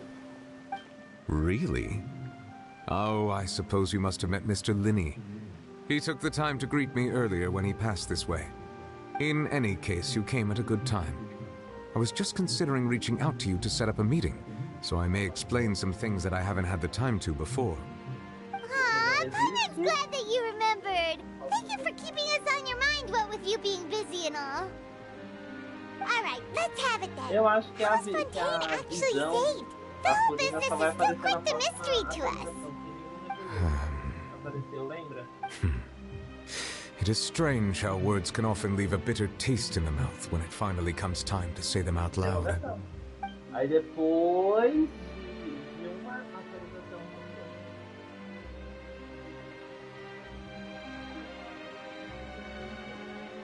Whoa. So that's what happened? Fossilor destroyed the divine throne of the Hydro Archon and restored your power to you, transforming you into a fully fledged elemental dragon sovereign. But Paimon still doesn't quite get what you did to save the Fontainians from dissolving. For me, the authority of the ancient dragons refers to absolute control over the hydro element. Fontainians were incomplete humans born of Egeria's use of the power of the primordial sea, with constitutions similar to that of mimics. But so long as those primordial energies remain within them, I could use the ancient dragon's authority to grant them true blood, after the fashion in which life was first brought into being on this planet. In other words, when I gave my verdict, Fontainians became true humans, and thus would naturally no longer be dissolved by water from the primordial sea. Fossilor must have counted on you to make that decision as well. Your verdict was the key to making the prophecy appear to have come true while saving everyone. Yeah, and in a manner of speaking, Fossilor finally managed to fulfill the original Hydro Archon's wish to turn Oceanids into real people too! It seems from your expressions that you still have more things you wish to ask. Ask away. I will tell you the truth as I know it.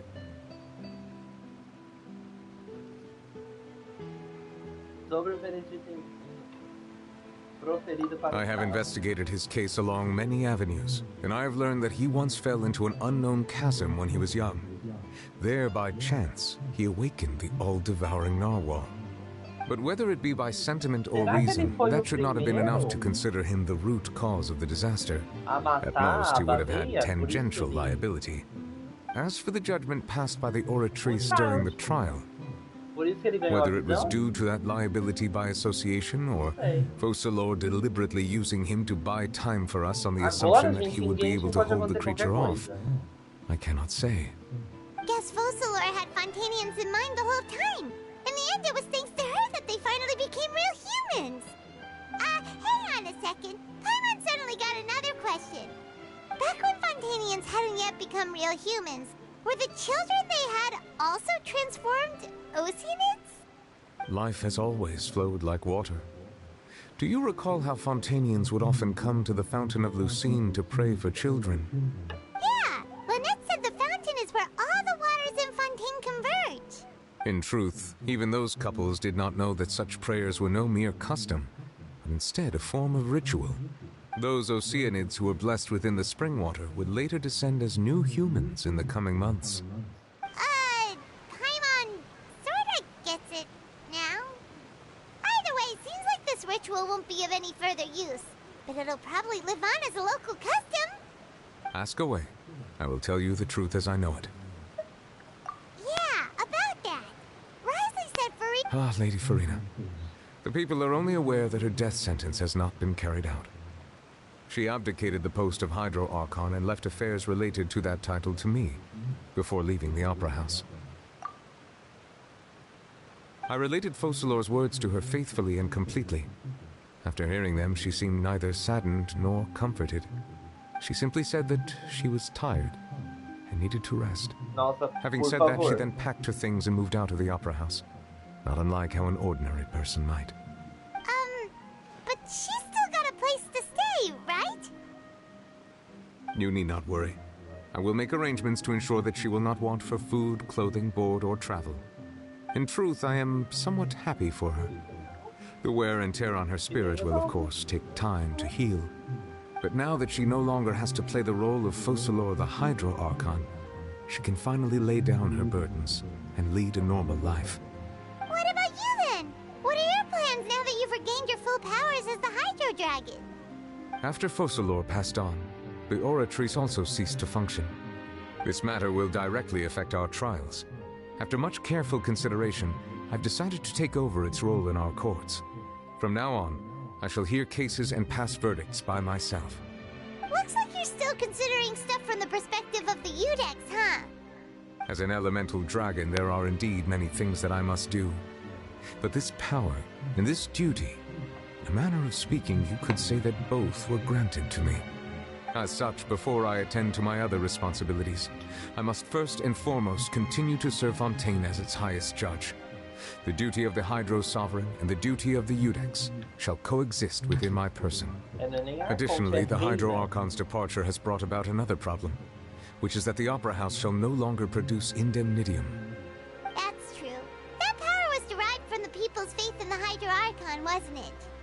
Wait, but the various mechs and machines in the city are all still okay. Where are they getting their energy from? As I am now, I have full command over New Musia, and it can serve as a complete substitute. Another reason why I cannot quite leave Fontaine immediately. Wow. This ancient dragon's authority stuff is really quite useful, huh? Ask away. I will tell you the truth as I know it. Porque, tipo... É a Farina que tem o controle de pneuma e ouvia. Ele só tem um.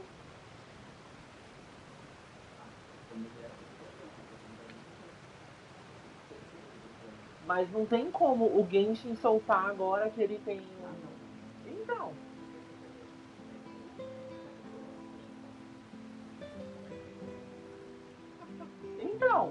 a gente não sabe. Oh, that's right! They say you've given it to the Knave as a diplomatic gift or something! Leaving aside their intentionality, the two Fatui Harbingers have indeed done much for us during this crisis. Their sole remaining goal in Fontaine, at least at this point, would seem to be the Gnosis. The Oratrice has ceased to function. The Hydro Archon's divine throne is now no more, and I do not need the Gnosis's power. As such, it has lost all meaning for Fontaine. If the Fatui have impure designs, then we might as well accede to their request now, and avoid... What complicated considerations! Paimon thought you were just giving it to them out of gratitude to the Knave and... Ask away. I will tell you the truth as I know it. Vamos lá, próxima jornada. You will soon be heading to Natlan, I presume. I'm afraid that I have little talent as a travel guide, so all I can do is tell you what I know about that land. As far as I'm aware, Natlan can be said to be a nation of dragons. A nation of dragons? You mean like you? No, I suspect that I would not find myself welcome there. Unlike ancient dragons such as myself, the dragons of Natlan have undergone long years of development and evolution. Large numbers of them have entered a form of coexistence with humanity.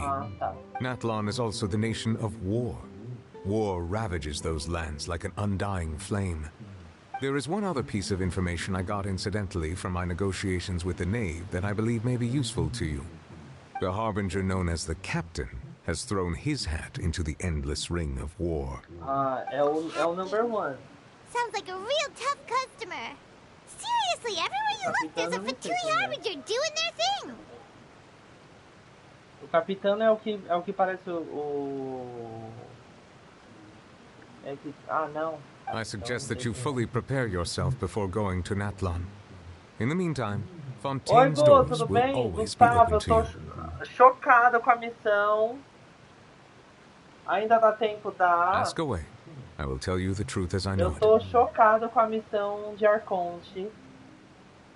É muito boa, é a melhor missão até agora. When we spoke to Lenny earlier, he mentioned that your attitude towards giving away the Gnosis had clearly changed. Chocado.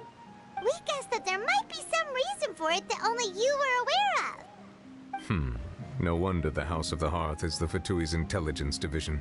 They are certain. So regarding this specific issue, I was just getting ready to share something with you. In truth, I exchanged some further words with that lady named Skirk after sending you two back to the surface. Ele falou com a It went something like this. Sério, Gustavo. Faz essa missão. Faça.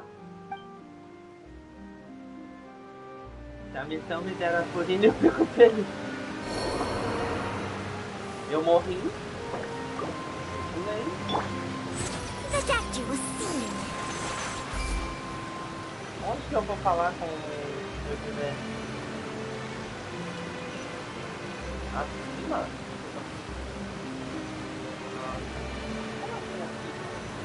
Mind the side effects.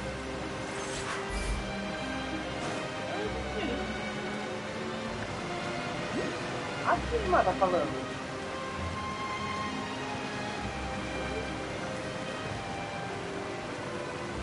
Não consigo ainda.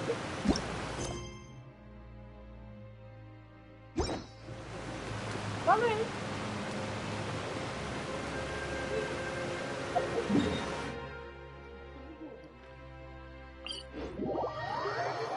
Não sei. Acho que bugou, eu também acho, amigo. Vai fazer o caminho que doido.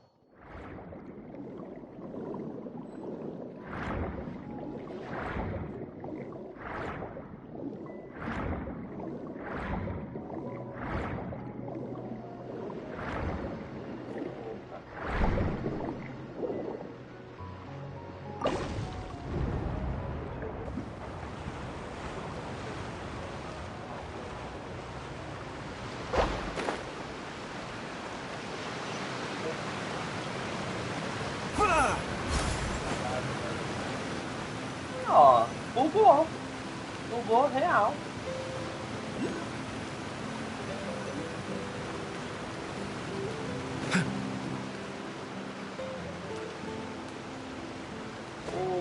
pouco mais baixo?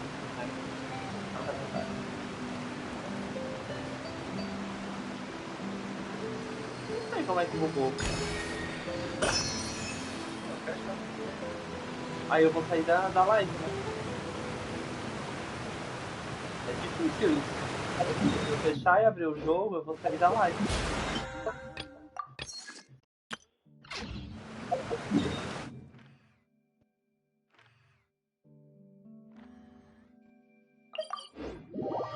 Sai e entra do jogo, mas aí eu vou sair da missão, eu vou sair da missão, ó. Eu vou sair da live, amigo. O problema é esse. Caralho.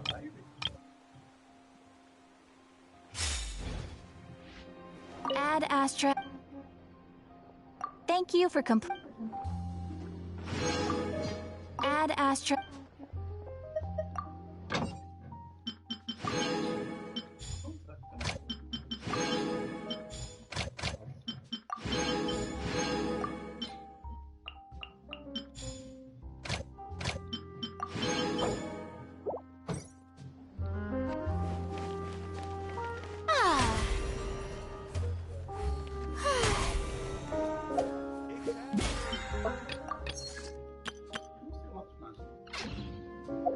Será que vai ser Natila, hein, gente? No meio disso não vai ser. Será que é pra cá?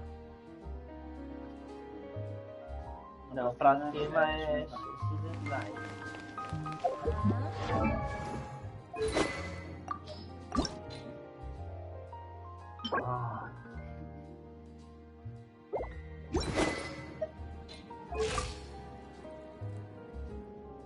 Tô chegando.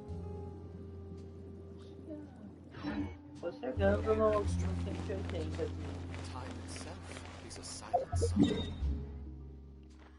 Vamos na...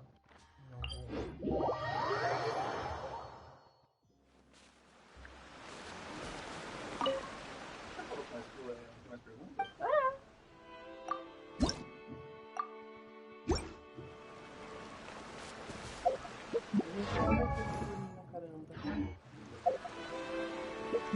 Como que abre as outras missões?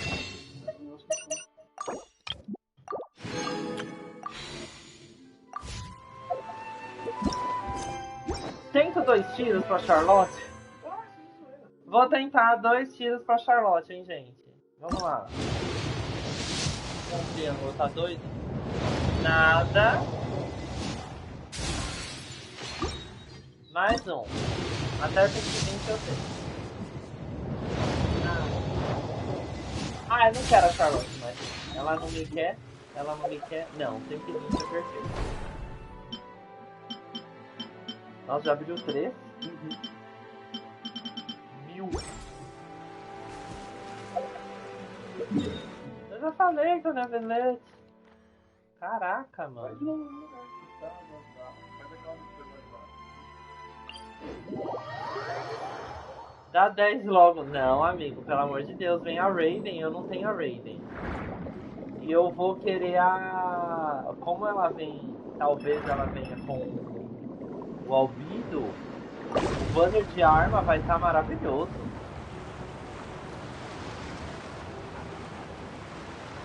Assim.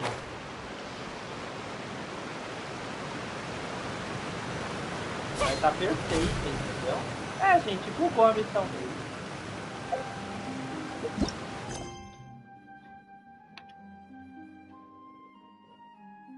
Como que eu...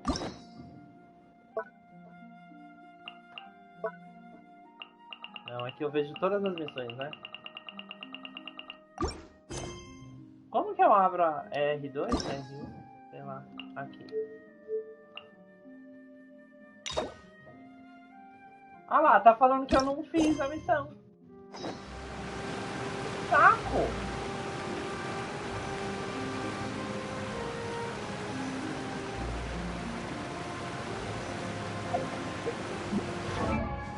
Nossa, que saco.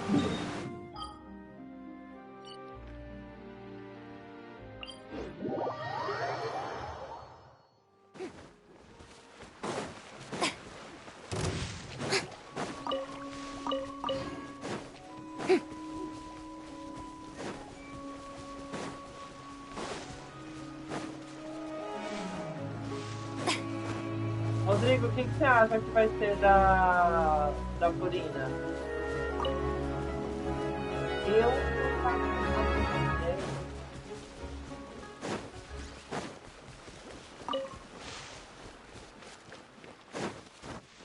O que vai ser da Furina, gente?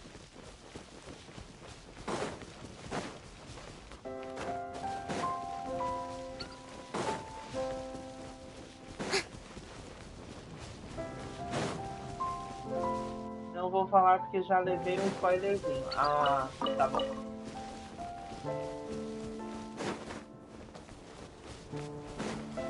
Mas é algo bom pra ela? Porque eu não quero que ela sofra mais, gente. Real, assim, se ela sofrer mais, eu desisto. Gente, e só fico chorando. É isso.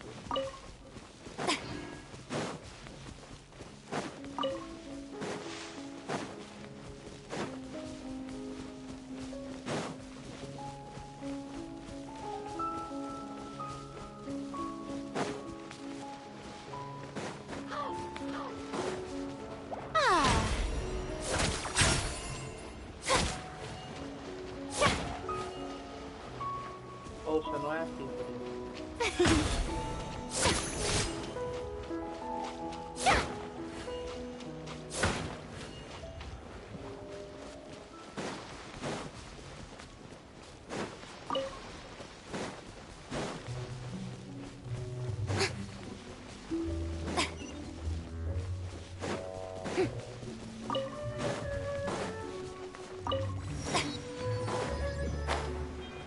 Nossa, depois eu preciso fazer a rota dessas flores aqui.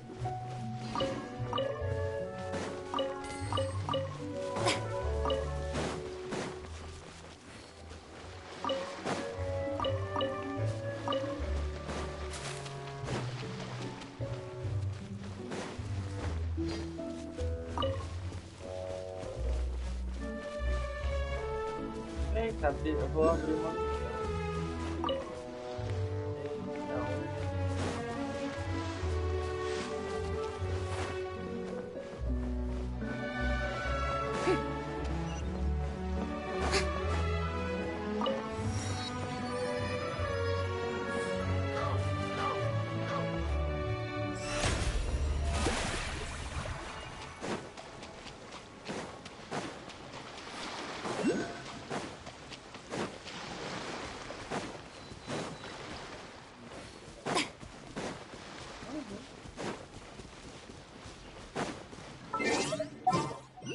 Que eu vou precisar do Xiao. Evil shall be useless. Nossa, minha cabeça já tinha pegado.